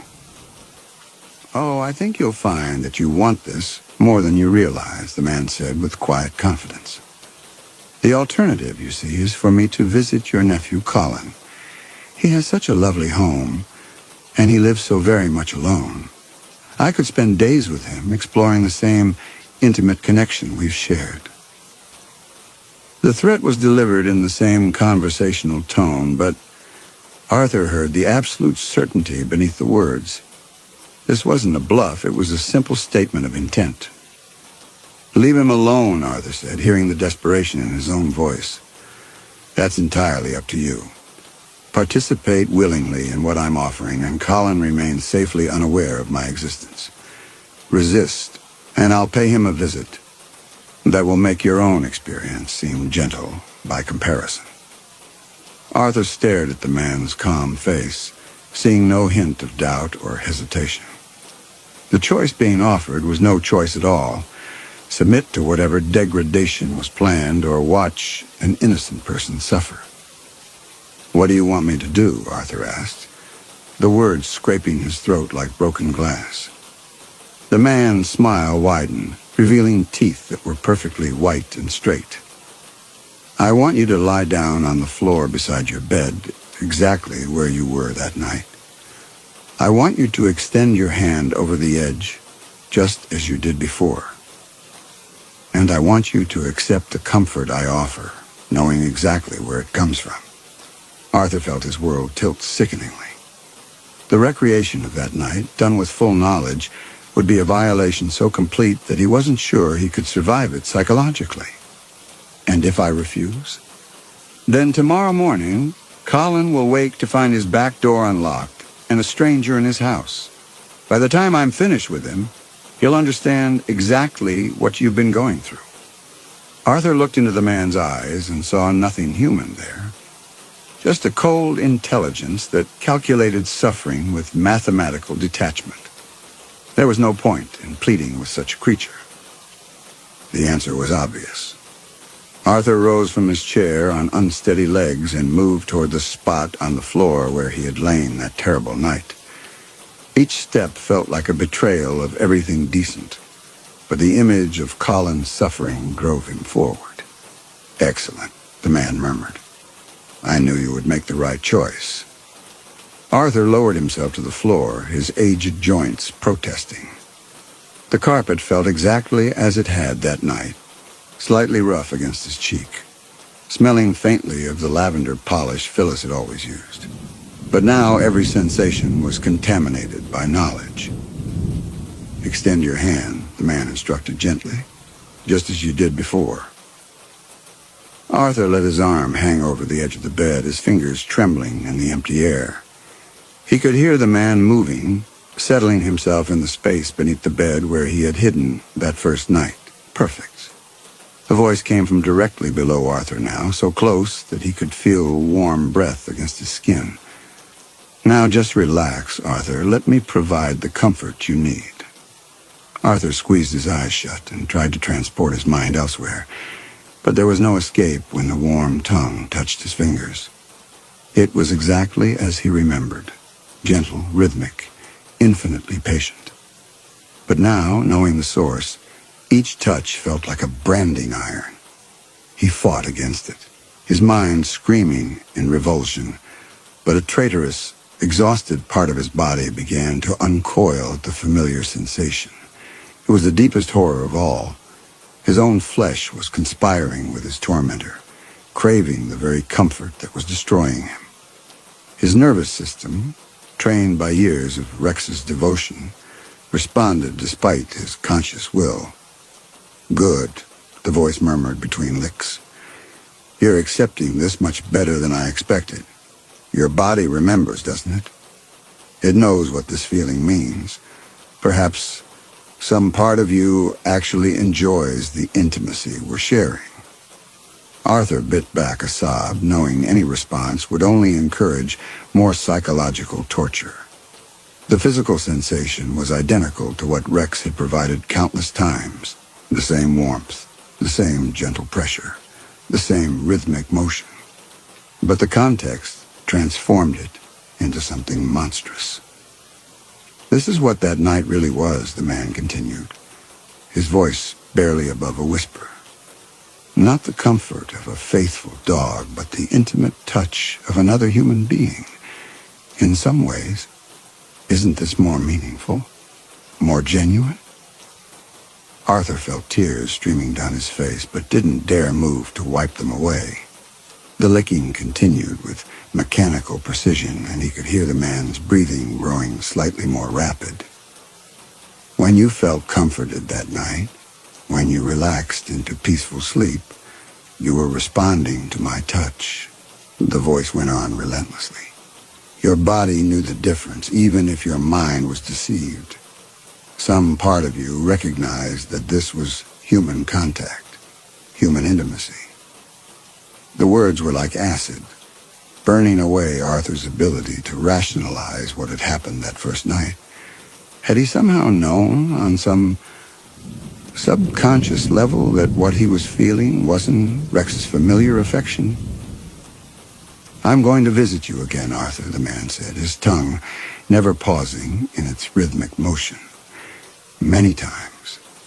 We have a relationship now, an understanding, and each time will be easier than the last, until you find yourself looking forward to my visits." Arthur wanted to deny it, to insist that he would never accept such violation. But as the gentle licking continued, he felt his body beginning to relax despite his mental revulsion. The sensation was soothing, and some primitive part of his brain responded to it, regardless of its source. The realization was perhaps the worst horror yet, that the human need for comfort was so profound that even this degraded parody could provide some measure of peace. "That's right," the man murmured. apparently sensing Arthur's involuntary relaxation. "Let yourself accept what I'm offering. Fighting only makes it more difficult." Arthur lay there for what felt like hours, though it could only have been minutes, enduring the gentle, inexorable violation of his most basic need for comfort. When it finally stopped, he felt something fundamental inside him break, not snap cleanly, but crumble like ancient mortar finally succumbing to pressure.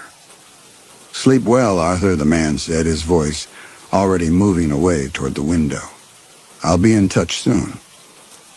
Arthur heard the soft sounds of the window opening, then closing again. Footsteps moved across the roof, growing fainter until they disappeared entirely. He was alone again, but the solitude felt different now, not empty, but contaminated by the certain knowledge that privacy was an illusion. Arthur remained on the floor until dawn, staring at nothing, feeling the place where human dignity had once resided, now filled with something cold and hollow. When morning finally came, he moved like an automaton through the familiar routine of washing and dressing, but the actions felt mechanical. In the kitchen, he sat at the table where he and Rex had shared so many peaceful mornings and tried to understand what he had become. The man was right. There would be other visits, other violations, and each time, the resistance would be weaker, the acceptance easier. Arthur Pemberton, who had lived 73 years as a decent man with simple pleasures and ordinary fears, no longer existed. In his place sat someone else, someone who had been fundamentally altered by an intimacy so twisted that it defied comprehension. Outside, London was waking up to another ordinary day. But for Arthur, normality had ended forever in the gentle touch of a killer's tongue, and the certain knowledge that such comfort, however degraded, was all he would ever have again. The telephone rang. Arthur answered it without hesitation, knowing who it would be. "Good morning, Arthur," the familiar voice said warmly. "I trust you slept well?" "Yes," Arthur heard himself reply and realized with final, devastating clarity that it was true. He had.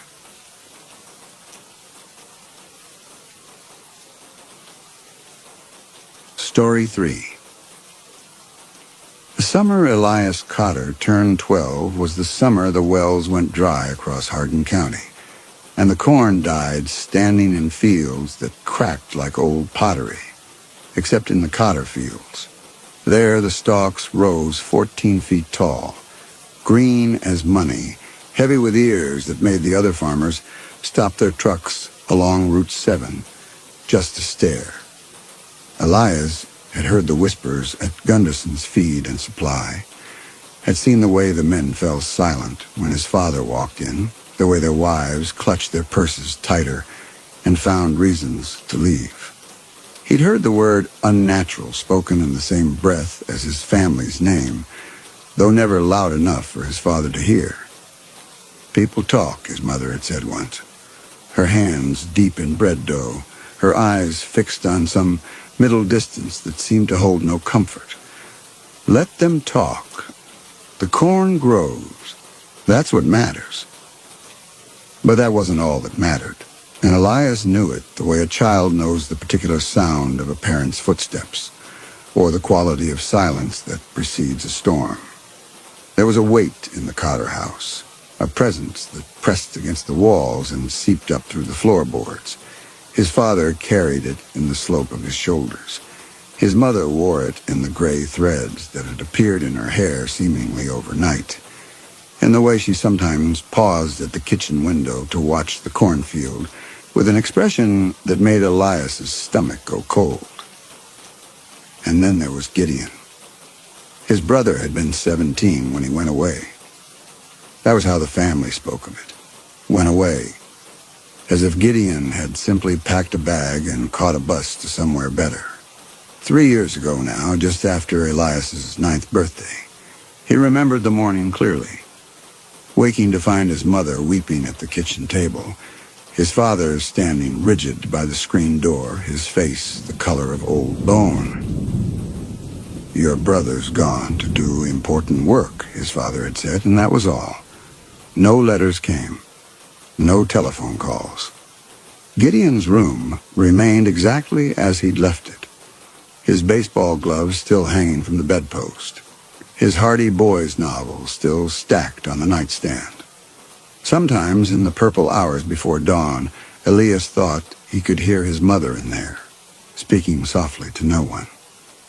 But Gideon was not spoken of. Not really.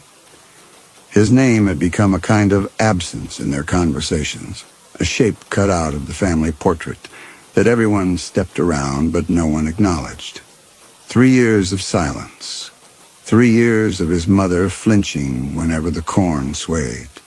3 years of his father's eyes drifting toward the field at dinner, tracking something Elias couldn't see. Until that morning in August, when his father appeared at Elias's bedroom door before sunrise and said simply, "It's time you learn."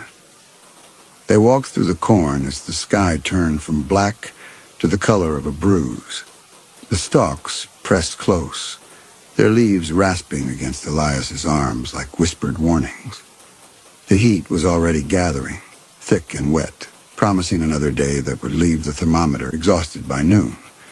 But here, among the towering corn, the air held a different quality. Not cooler exactly, but older, as if the field existed in some pocket of time that had nothing to do with the calendar. His father walked ahead, his boots crushing the dry earth, his silence as impenetrable as the corn itself.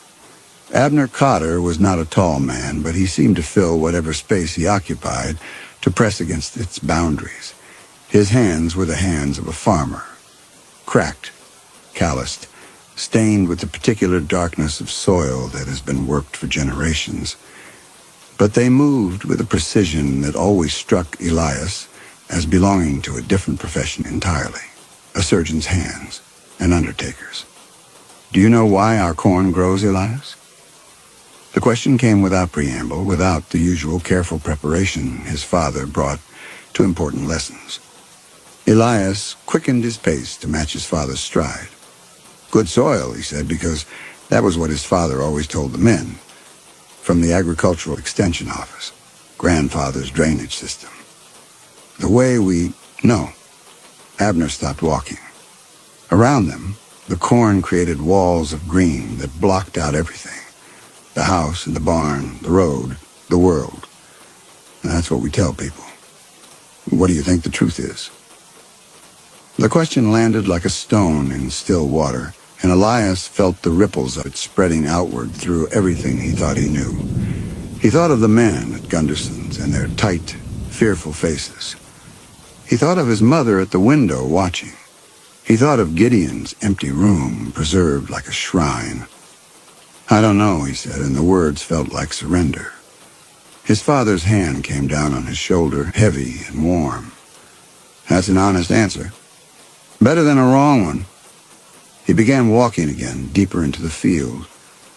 "Our family has worked this land for 6 generations, before the county had a name, before there was a road to drive on or a town to drive to. We were here when this was all prairie grass and silence." The corn seemed to grow thicker as they walked, the stalks pressing closer together until Elias had to turn sideways to slip between them. The leaves left red marks on his bare arms, thin lines that stung in the humidity. "My father brought me out here when I was your age," Abner continued, "just like his father did for him, just like I'm doing now. It's the way of things, Elias, the way it has to be." "What way?" But his father didn't answer. Instead, he pointed ahead to where the corn suddenly stopped. The clearing was perhaps 30 feet across, a perfect circle of bare earth in the heart of the field. The soil here was darker than the surrounding ground, richer, almost black, glistening faintly in the early light. At the center of the clearing, a wooden cross rose against the lightening sky, and on that cross hung what Elias first took to be a man. The scarecrow. He had heard of it, of course. Every family had a scarecrow, though most were simple things. Old clothes stuffed with straw, maybe a painted face, something to give the crows pause. But the Cotter scarecrow was different. The children at school spoke of it in whispers, dared each other to sneak into the field and look at it, though none of them ever had. Even the older boys, the ones who bragged about everything, grew quiet when the Cotter scarecrow was mentioned. Now Elias understood why. The figure on the cross was life-sized, larger than life, really, its proportions slightly wrong in a way that made his eyes want to slide away. It was wrapped in burlap that had once been the color of wheat, but had darkened with age and weathered to something closer to the brown of dried blood. The wrapping covered it completely, wound around and around like the bandages on an Egyptian mummy, leaving no suggestion of what lay beneath except the general shape of a human body. Arms outstretched, legs together, head bowed. But it was the smell that stopped Elias cold. A smell of rot and age, of something organic breaking down in the heat, mingled with a musk that reminded him of the way his grandfather had smelled in the hospital bed at the inn, when his body had begun its slow surrender to the inevitable. "The crows don't fear straw," his father said. He was standing very close now, his voice dropping to something just above a whisper. "They're smart birds. Maybe the smartest there are. They know the difference between a thing and a man. You can dress up all the old clothes you want. Hang them from all the poles in the world. The crows will learn. They always learn." A breeze moved through the clearing, and the thing on the cross seemed to sway slightly, though that might have been a trick of the early light. From somewhere in the field, a crow called out, a harsh, knowing sound that seemed to carry a weight of meaning Elias couldn't quite decipher. "What scares them, then?" His voice came out smaller than he intended. "The dying." His father turned to look at him, and for the first time Elias noticed how old his father's eyes had become, how deep the lines that bracketed his mouth. "The crows fear the dying, Elias. A dead man is just meat. They'll pick a dead man clean and come back for more. But a dying man, that's different. A dying man still has something in him, a will, a last spark of something that the crows can feel. It warns them off, keeps them away." The sun crested the horizon, painting the sky in shades of orange and pink that seemed too beautiful for this place, this moment. The light caught the burlap wrapping on the scarecrow, and Elias saw with horrible clarity that the fabric was moving, slowly, rhythmically. The thing on the cross was breathing. "No," he said. The word automatic, meaningless. "No, that's..." His father's hand was in his pocket, emerging with something that caught the new light and threw it back in a clean silver line. A knife. An old knife. Its bone handle worn smooth by generations of use, its blade honed to a whisper. "Open it," Abner said, pressing the knife into Elias's palm. "It's time you saw." The burlap parted like old skin, falling away in strips that raised small clouds of dust in the still air. Beneath it, more fabric. Rotted clothing that might once have been flannel, might once have been blue. And beneath that, flesh. Elias's hand stopped moving. The knife hung suspended in his grip, its blade trembling with the tremor he couldn't control. The body on the cross was alive. He could see that now. Could see the slow rise and fall of the chest, the flutter of pulse at the throat. A man. Or what had been a man before time and exposure and some other process Elias couldn't name had done their work. The skin had darkened to the color of old leather, drawn tight over bones that seemed too prominent, too close to the surface. The lips were cracked and peeling, pulled back from teeth that were stained the brown of old wood. The eyes were closed, the lids thin as paper, and beneath them, Elias could see the faint movement of something tracking back and forth, dreaming dreams he couldn't imagine and didn't want to. But the face was the worst part, because the face was wrong and familiar at the same time, twisted by suffering into something almost unrecognizable, but not quite, not entirely. And as Elias stared at the ruined features, he felt the world tilt beneath him and had to grab the wooden cross to keep from falling. Gideon. The word came out as a whisper, barely a breath, but the thing on the cross responded. The eyelids fluttered. The cracked lips parted.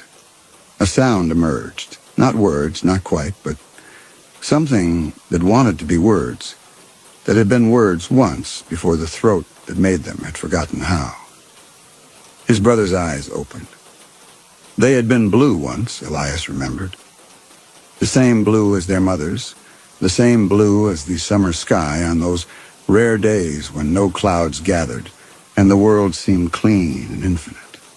Now they were the yellow of old bone, the white of curdled milk, and they fixed on Elias's face with a recognition that was somehow worse than if there had been none at all. Run. The word was clear this time, pushed out from between those ruined lips with what must have been an enormous effort of will. Gideon's eyes were bright with something, fear, urgency, the last desperate flare of whatever kept him clinging to life on this wooden frame. Run away. Run.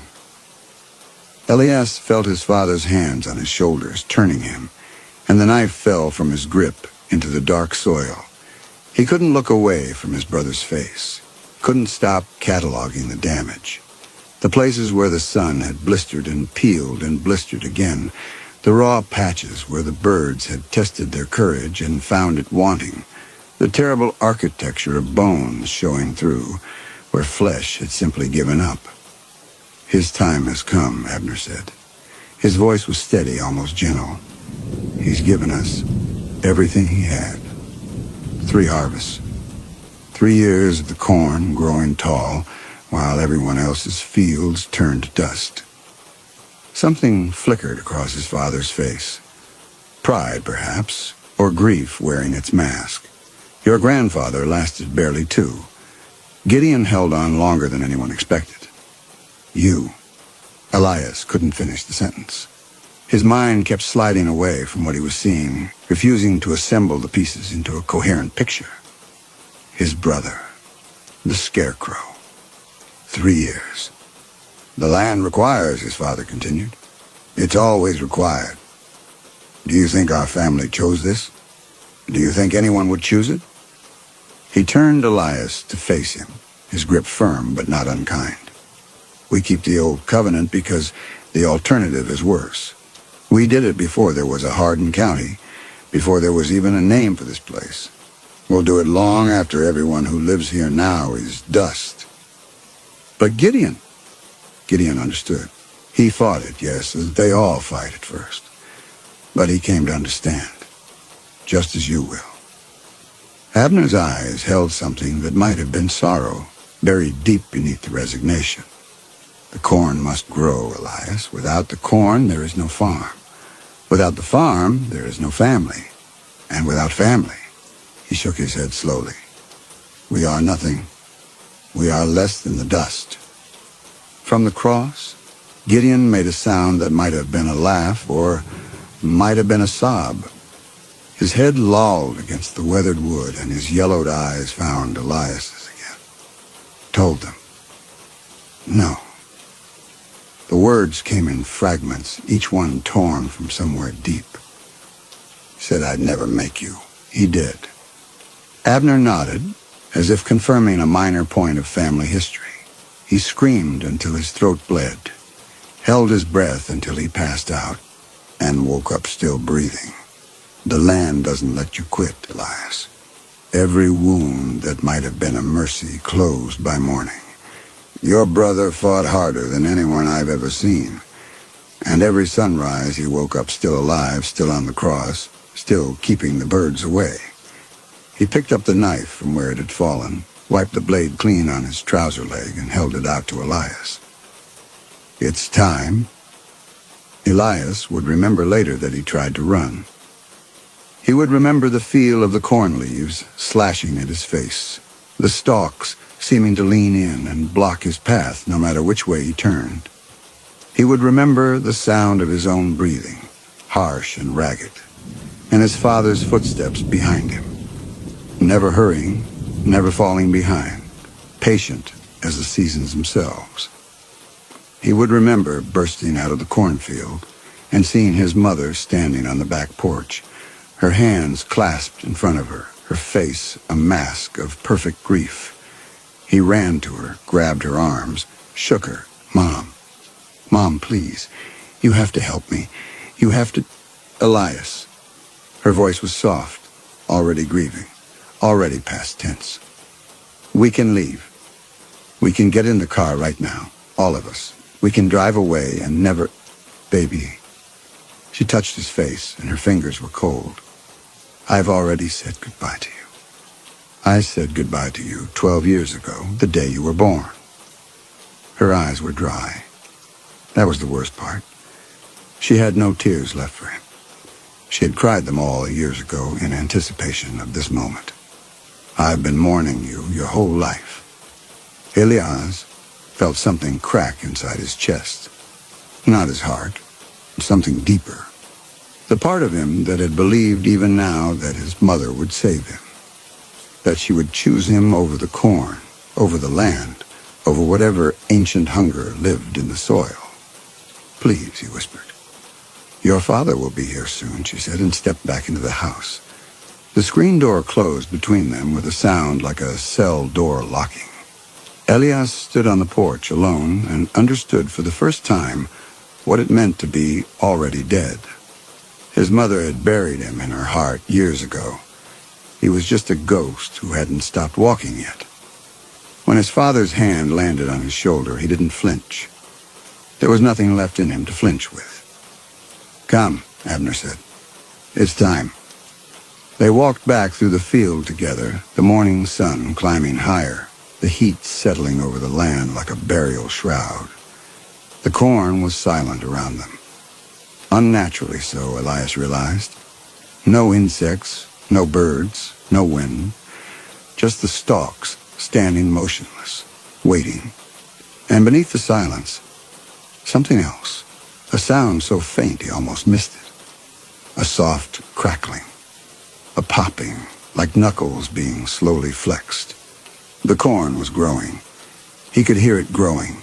The cells dividing, the stalks stretching upward, fed by something that had no name. The sound was almost peaceful until he understood what it meant. Until he realized that every inch the corn grew, it was eating something. Someone. Gideon was still conscious when they returned to the clearing, though his eyes had gone vague and unfocused. He watched as Abner produced a length of rope from the canvas bag he'd hidden in the corn at the clearing's edge, watched as Elias stood frozen, his mind cycling through resistance and acceptance and back again. "Don't." Gideon's voice was barely a whisper now. "Please, don't make him see. He has to see." Abner was uncoiling the rope, measuring it with practiced hands, just like I had to, just like you did. The seeing is part of it. The knowledge is part of the weight we carry. He turned to Elias, and his face was the face of every father who has ever had to teach his son a hard truth about the world. The turning happens at midnight. Your brother comes down, and you go up. Between now and then, you have time. Time to say goodbye to things if you need to. Time to make your peace. He paused, something flickering behind his eyes. Your mother will want to see you. She'll have things to say. Let her say them. And if I refuse? The words came out steadier than Elias felt, and he saw something that might have been approval cross his father's face. Then the corn dies. This year, next year, eventually. And when the corn dies, the land dies. And when the land dies... Abner's gaze swept across the field, taking in the towering stalks, the heavy ears, the impossible abundance of green in a summer that had broken every other farmer in the county. "We are tied to this place, Elias. Bound to it in ways that go deeper than property lines or deeds. Leave and you'll find yourself walking back. Run and your feet will carry you home. The land will not let go of what belongs to it." He spoke with the certainty of a man who had tried, Elias realized, who had perhaps run and returned, who perhaps still dreamed of roads that led elsewhere and woke each morning to find himself in the same bed, in the same house, in the same prison of abundance. "Your grandfather thought he could break the cycle," Abner continued. "Packed a bag, got on a bus, made it halfway to California before the sickness started. Found him 3 days later, walking back along the highway with a fever that nearly killed him. The land calls its children home. Always." His mother was waiting in the kitchen as he had known she would be. The bread she'd been making that morning sat abandoned on the counter, half-shaped, already beginning to collapse. She turned when he came in, and her face was the face of a woman who has been crying for 3 years straight and has simply run out of tears. "Oh, my boy," she said. "My sweet summer boy." She held him the way she had when he was small, when nightmares sent him stumbling to his parents' room, and her arms were the safest place in the world. He could feel the trembling in her body, the grief that lived in her bones, and he understood for the first time that she had been carrying this weight since long before Gideon went to the field, since her own wedding day, perhaps, when she had married into this family and this land and this terrible inheritance. "I wanted to tell you," she whispered against his hair. "Every day. I wanted to warn you. But the words—" She pulled back, her hands cupping his face. "The words won't come, Elias. That's part of it, too. The secret keeps itself. I couldn't have told you if I tried." He believed her. He thought of all the times he had asked about Gideon, all the half-answers and changed subjects, and he understood now that his parents had not been hiding the truth, so much as physically incapable of revealing it. "How long?" he asked. "How long do I—" "There's no knowing." Her voice broke slightly. "Gideon lasted 3 years. Your grandfather barely 2. Some have lasted longer. A decade. More." She was trying to smile, trying to find comfort in this. "You're strong, Elias. Stronger than you know. And the first year is the hardest. After that, the body adjusts. The body adjusts." He thought of Gideon on the cross, leather-skinned and yellow-eyed, reduced to something that was neither alive nor dead, but trapped in the terrible space between. Was that adjustment? Was that what he had to look forward to? "There's still time before midnight," his mother said. "What would you like to do? I could make your favorite dinner. We could look at the photographs. I want to see Gideon's room." She flinched, a small movement, quickly controlled, but he saw it. "Of course," she said. "Of course you do." The room was exactly as he remembered it, and that was the worst part. 3 years and nothing had changed. The baseball glove, the books, the model airplanes hanging from the ceiling, the desk where Gideon had done his homework while Elias sat on the bed and pestered him with questions. The bedspread was smooth, the pillows fluffed, as if someone had been maintaining it for his return, as if he might still come home. Elias sat on the bed and let himself remember. Gideon teaching him to throw a curveball. Gideon sneaking him cookies when he was supposed to be asleep. Gideon sitting right here in the same spot telling him that high school wasn't as scary as it seemed and that the older kids would leave him alone if he just kept his head down and did his work. Had Gideon known then? Had he sat here and looked at his little brother and known that one day they would both hang from the same wooden cross, food for crows that were too afraid to eat them? On the desk, beneath a pile of old school papers, Elias found a notebook. The handwriting was Gideon's, cramped and hurried, the penmanship of someone writing in secret in stolen moments. Day 1. The ropes are tight, but I can still feel my fingers. Father says the feeling goes away. I don't want the feeling to go away. Day 8. It rained last night. I tilted my head back and let the water run into my mouth. First thing I've had to drink since they put me up here. Mother came to the edge of the clearing and watched. She didn't come closer. She was crying. Day 23. The crows are testing me. They land on the crossbar and watch. I scream at them. But my voice is going. Soon I won't be able to scream. Father says that's when the real work begins. Keeping them away with just the force of what's left of me.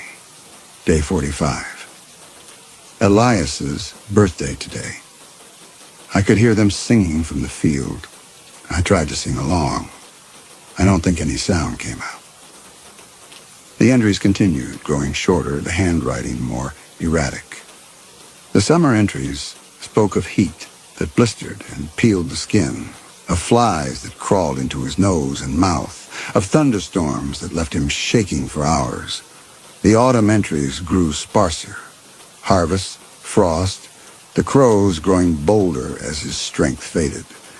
The winter entries were almost illegible, scratched into the paper with what might have been a piece of charcoal or a burnt stick. Day 297. First winter almost done. Can't feel anything below the neck anymore. Maybe that's a mercy. Father says the spring thaw is the hardest, when the feeling comes back. Day 341. Elias turns 10 today. The second year's entries were worse. Longer gaps between them. The handwriting degrading into something barely recognizable as Gideon's careful script. By the third year, only a handful of entries remain, each one a single line scratched desperately into the page. Day 847. Still here. Still breathing. Don't know how much longer. Elias turns 12 soon. God help him. God help us all. The notebook ended there. The remaining pages were blank, waiting for words that would never come. Elias closed the book and held it against his chest, and for a long time he didn't move at all. Midnight came the way it always does in summer, slowly and then all at once, the sky darkening by degrees until the stars emerged and the moon rose fat and orange over the cornfield. Elias's father came for him at 11:45. His mother stood in the doorway of the house, her hand pressed against the screen, her face a pale smudge in the darkness. She had said everything she needed to say over dinner. A dinner Elias couldn't eat. A dinner that sat in his stomach like stones. And now she simply watched, a witness to the ritual that had shaped her life and would shape his. They walked through the corn one last time. The corn whispered around them, stalks rubbing together like dry hands, washing themselves. Somewhere above, an owl called, and somewhere else, something moved through the field with a heavy, purposeful tread. Elias didn't want to know what it was. He suspected he would learn soon enough. The clearing was different at night. The dark soil gleamed wetly, though no rain had fallen. The wooden cross cast a long shadow in the moonlight, and on that cross, Gideon was singing. The sound was barely human, a thin, cracked whisper of melody that rose and fell without apparent pattern. Elias recognized it after a moment. A lullaby their mother used to sing, the same one she had sung to him just hours ago in the kitchen, her voice breaking on every third note. Sleep, my child, and peace attend thee all through the night. Abner produced the knife, the same knife, cleaned and sharpened, passed down through 6 generations of cotters, and began to cut his eldest son free. The ropes parted easily. The burlap fell away in sheets, and Gideon collapsed into his father's arms weighing nothing at all, a bundle of sticks wrapped in leather that had once been a 17-year-old boy with blue eyes and a fastball that had made the varsity coach weep. "You did well," Abner said softly, laying Gideon on the dark earth. "You kept the faith. The land thanks you." Gideon's eyes, yellow ancient somehow still aware, found Elias's face. "Sorry." The word was a death rattle, the last breath of a voice worn down to nothing. "So sorry, little brother." "Nothing to be sorry for." Elias heard himself speaking and was surprised by the steadiness of his own voice. "You did what you had to do, just like I'm going to." Something that might have been gratitude flickered across Gideon's ruined features. His eyes closed. His chest continued to rise and fall, but slower now, more shallow. The dying was finally, mercifully, coming to an end. "He'll pass before dawn," Abner said. "The land releases its claim once the replacement is secured. He'll have a few hours of peace at the end. That's more than most get." He turned to Elias, rope in hand, and his face was the face of grief and duty intertwined. "Are you ready?" Elias looked at his brother's broken body, looked at the wooden cross that had held generations of his family, looked at the corn standing sentinel around the clearing, alive and waiting and hungry. He thought about running, thought about fighting, thought about all the ways a 12-year-old boy might resist what was coming. But the land had claimed him before he was born. The land had claimed all of them. And somewhere beneath the revulsion and the terror there was something else. A resignation, perhaps, or an acceptance, or simply the understanding that some debts cannot be paid with anything less than everything. "Yes," he said, and stepped forward to take his place. The ropes were rough against his wrists. The wood of the cross was smooth with age, worn by the bodies of everyone who had come before. His father worked quickly, efficiently, binding him to the frame with the practiced ease of someone who had done this at least once before. "The first night is the worst," Abner said as he worked. "Your body will fight it. Your mind will tell you stories, that someone is coming to save you, that this is all a dream, that you can somehow free yourself if you just try hard enough." He tightened the last knot and stepped back, surveying his work. "None of those stories are true. The sooner you accept that, the easier this will be." Easy. As if anything about this could be easy. The moon had risen higher, painting the corn in shades of silver and shadow. From his new vantage point, Elias could see over the tops of the stalks, could see the whole of the farm spread out beneath him. The house where he had been born, the barn where he had learned to milk cows and mend fences, the long gravel drive that led to a road that led to a world he would never see again. "Your mother will come in the mornings," his father continued. "She'll bring water when she can.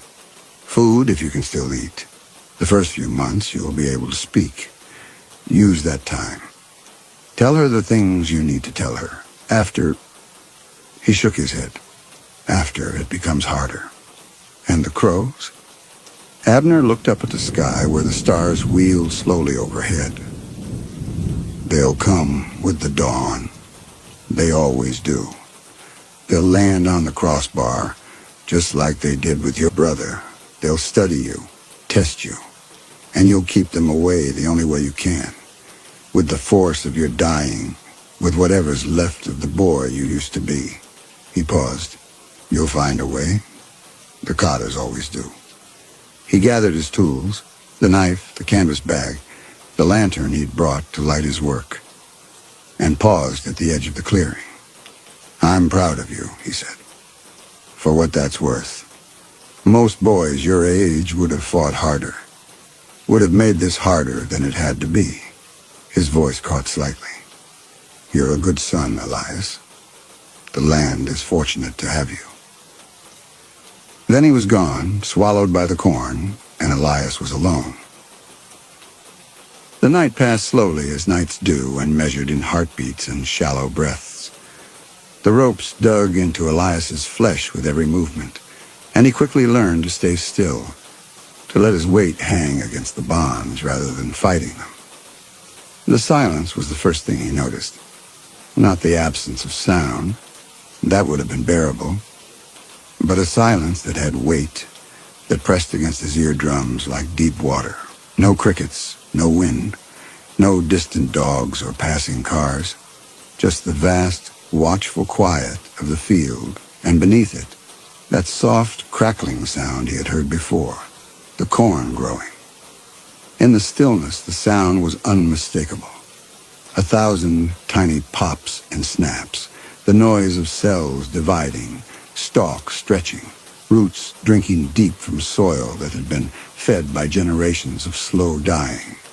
It was the sound of his brother being consumed, the sound of what awaited him. Somewhere below, in the darkness at the base of the cross, Gideon's breathing grew slower, more labored. Once near dawn, he spoke. A string of words that might have been a prayer or might have been a curse, tumbling out of his ruined throat in a voice that no longer sounded human. The corn. The corn remembers. Remember, Elias? Remember who you were? And then, with a sound like dry leaves settling, his brother was gone. The sun rose blood-red over the cornfield. The heat began to gather immediately, pressing against Elias' skin like hands, and he understood with terrible clarity that this was his life now. That every day would be this day. That every dawn would bring the same red sun and the same impossible heat and the same slow, terrible waiting. The crows came with the light. They appeared first as specks against the brightening sky. 5, 10, 20 more, circling in patient spirals above the clearing. Their calls were harsh and knowing, the language of creatures that have seen every form of death and grown bored with most of them. One by one, they landed on the crossbar. Elias could feel their weight, could feel the shift of the wood as each bird found its perch. He could see them in his peripheral vision, black shapes with bright, intelligent eyes, heads cocked, to study this new offering the land had provided. "Keep him away," his father had said, "with the force of your dying, with whatever's left." But what was left? He was 12 years old. He had never even kissed a girl. He had never stayed up all night talking with friends, never driven a car, never seen the ocean. He was supposed to have years ahead of him, decades, a whole lifetime of experiences that would now never happen. What was left was anger. It rose up from somewhere deep, a hot, bright flame that pushed back against the despair. Anger at his father for passing down this terrible inheritance. Anger at his mother for accepting it. Anger at Gideon for lasting 3 years and leaving him to take his place. Anger at the land itself, at the corn, at the ancient hungry thing that lived in the soil and demanded its children. The closest crow hopped forward, its beak tilting toward his face, and Elias screamed. The sound that came out of him was not the scream of a frightened boy. It was something older, something that had been building in his family for 6 generations. The compressed rage of everyone who had ever hung from this cross. The combined fury of all those stolen lives. The crow fell back, its wings beating frantically. The others followed, exploding off the crossbar in a chaos of black feathers and panicked cries. They retreated to the edge of the clearing, landing in the corn, watching from a safe distance with their ancient, knowing eyes. First test passed, Elias thought. But there would be others. There would always be others. Tomorrow and the day after and all the days that stretched ahead. Each one a battlefield. Each one a small victory that led only to more fighting. This was his life now. In the distance, the corn swayed gently in the morning breeze, heavy with grain, impossibly green, utterly indifferent to the boy who would die to make it grow. 3 years later. He had stopped counting the days somewhere in the second winter, when the cold had taken what remained of his fingers. A boy appeared at the edge of the clearing. Elias didn't recognize him at first. The sun had done its work, and his eyes were not what they had been. But there was something in the way the boy stood, something in the set of his shoulders that pulled at memories Elias had buried deep. His father stepped out of the corn behind the boy, older now, grayer, walking with a hitch in his step that hadn't been there before. "This is your cousin," Abner said. "Josiah.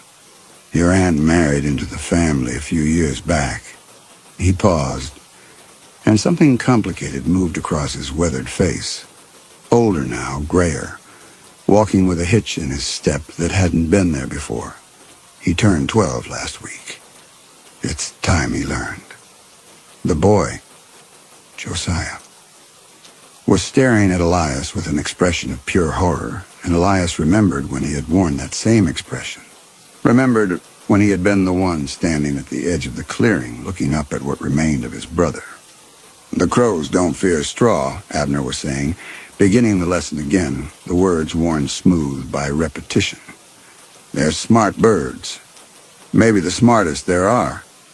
Elias tried to speak. The words came out as a croak, barely human, but the boy heard them anyway. His face went pale. 3 years had taken Elias's voice, his sight in one eye, the feeling in his hands and feet. The winters had been the worst. The frostbite, the numbness, the terrible spring thaws when sensation crept back into flesh that had forgotten what pain was. But it hadn't taken everything. Not yet. "Run." The same word Gideon had spoken. The same useless warning. Because Josiah wouldn't run. Couldn't run. Any more than Elias had been able to. The land held its children close. The land never let go. But he had to try. He had to give the boy those few hours of false hope. That brief illusion of choice. It was the only kindness left to offer. "Run. Away. Run." Josiah's eyes went wide. He looked at Abner, at Elias, at the corn that surrounded them all. And then he bolted, crashing through the stalks, his footsteps growing fainter as he fled toward a freedom that didn't exist. Abner watched him go without concern. "He'll be back," he said. "They always come back." He turned to look at Elias, at what Elias had become, and for a moment his mask slipped, revealing the grief beneath. "You did well, son. Better than I expected. 3 winters, 3 spring thaws when the nerves wake back up. That's when most of them break. But you held on." He reached up and touched the weathered wood of the cross, a gesture that was almost tender. "Your mother wanted me to tell you she loves you, that she's proud of what you've endured." Elias couldn't respond. The words were gone now, had been gone for what felt like years, but he blinked once, slowly, and hoped his father understood. "Tonight," Abner said, "when the moon rises, we'll bring Josiah back, and you'll finally rest." Rest, the word seemed foreign, impossible. Elias had forgotten what it meant to close his eyes without listening for wings, to let his guard down without feeling the cold approach of beaks. 1,000 days of vigilance, give or take. 1,000 days of keeping the dying spark alive. But tonight the ropes would be cut. Tonight he would feel solid ground beneath him for the first time in years. Tonight, like Gideon before him, he would have those few hours between the cross and the grave, a brief pocket of peace before the darkness took him entirely. It wasn't enough. It would never be enough. But it was something. The sun moved across the sky, indifferent and eternal. The crows gathered at the edge of the clearing, patient as always, waiting for the moment when the dying spark would finally gutter out. They had been waiting for years. They could wait a few more hours. Elias hung against the ropes and watched the corn sway in the afternoon breeze. The stalks were taller than ever this year. 15 feet, maybe 16, heavy with grain that would feed the family through another winter, another spring, another planting season. The corn grew. That was what mattered. That was what had always mattered. Somewhere in the field, he could hear Josiah crashing through the stalks, still running, still believing that escape was possible. The sound grew fainter, then louder, then fainter again.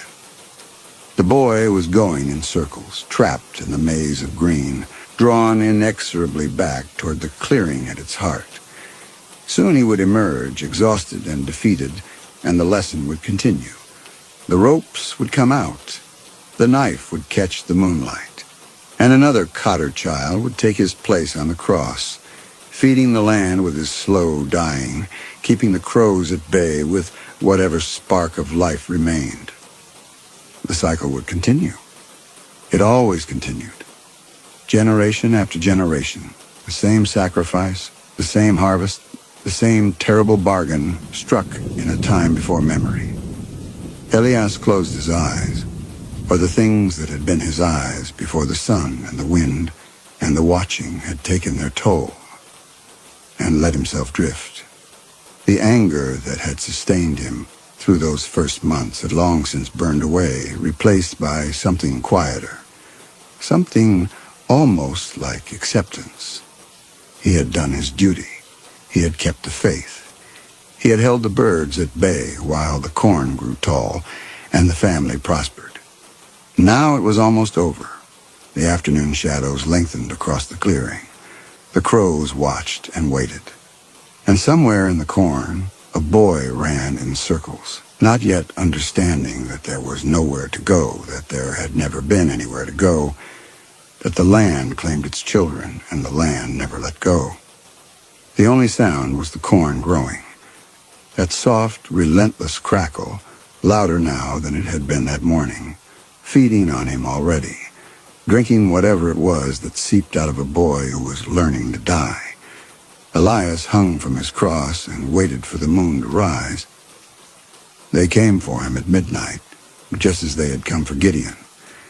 His father's hands were gentle as they cut the ropes, gentler than Elias had expected, gentler than he perhaps deserved. The burlap that had accumulated over the years fell away in pieces, and the cool night air touched skin that had forgotten what coolness felt like. Easy, Abner murmured. Easy now. Elias collapsed into his father's arms, and for a moment he was a child again, small and safe and loved. The illusion lasted only a heartbeat, but it was enough. It was more than enough. They laid him on the dark soil at the base of the cross, and the earth was soft beneath him, welcoming him home. His mother appeared at the edge of the clearing, older now, her hair gone completely gray, but her eyes still bright with the same grief she had carried since before he was born. "My boy," she whispered, kneeling beside him. "My brave, beautiful boy." He couldn't speak. Hadn't been able to speak for years, but he managed to move his hand to brush his fingers against hers. She caught his hand and held it tight, and the warmth of her touch was like a memory of summer. Behind them, Josiah was being led to the cross. The boy had stopped fighting. They always stopped fighting eventually, and his face had taken on the blank, resigned expression that Elias knew all too well. He would spend his first night on the cross learning what Elias had learned, that the ropes were inescapable, that the dawn would bring the crows, that his life was measured now in seasons. However many the land required of him before it let him go. But that was Josiah's burden to bear. Elias's was almost over. "Rest now," his mother said, stroking his forehead with fingers that trembled slightly.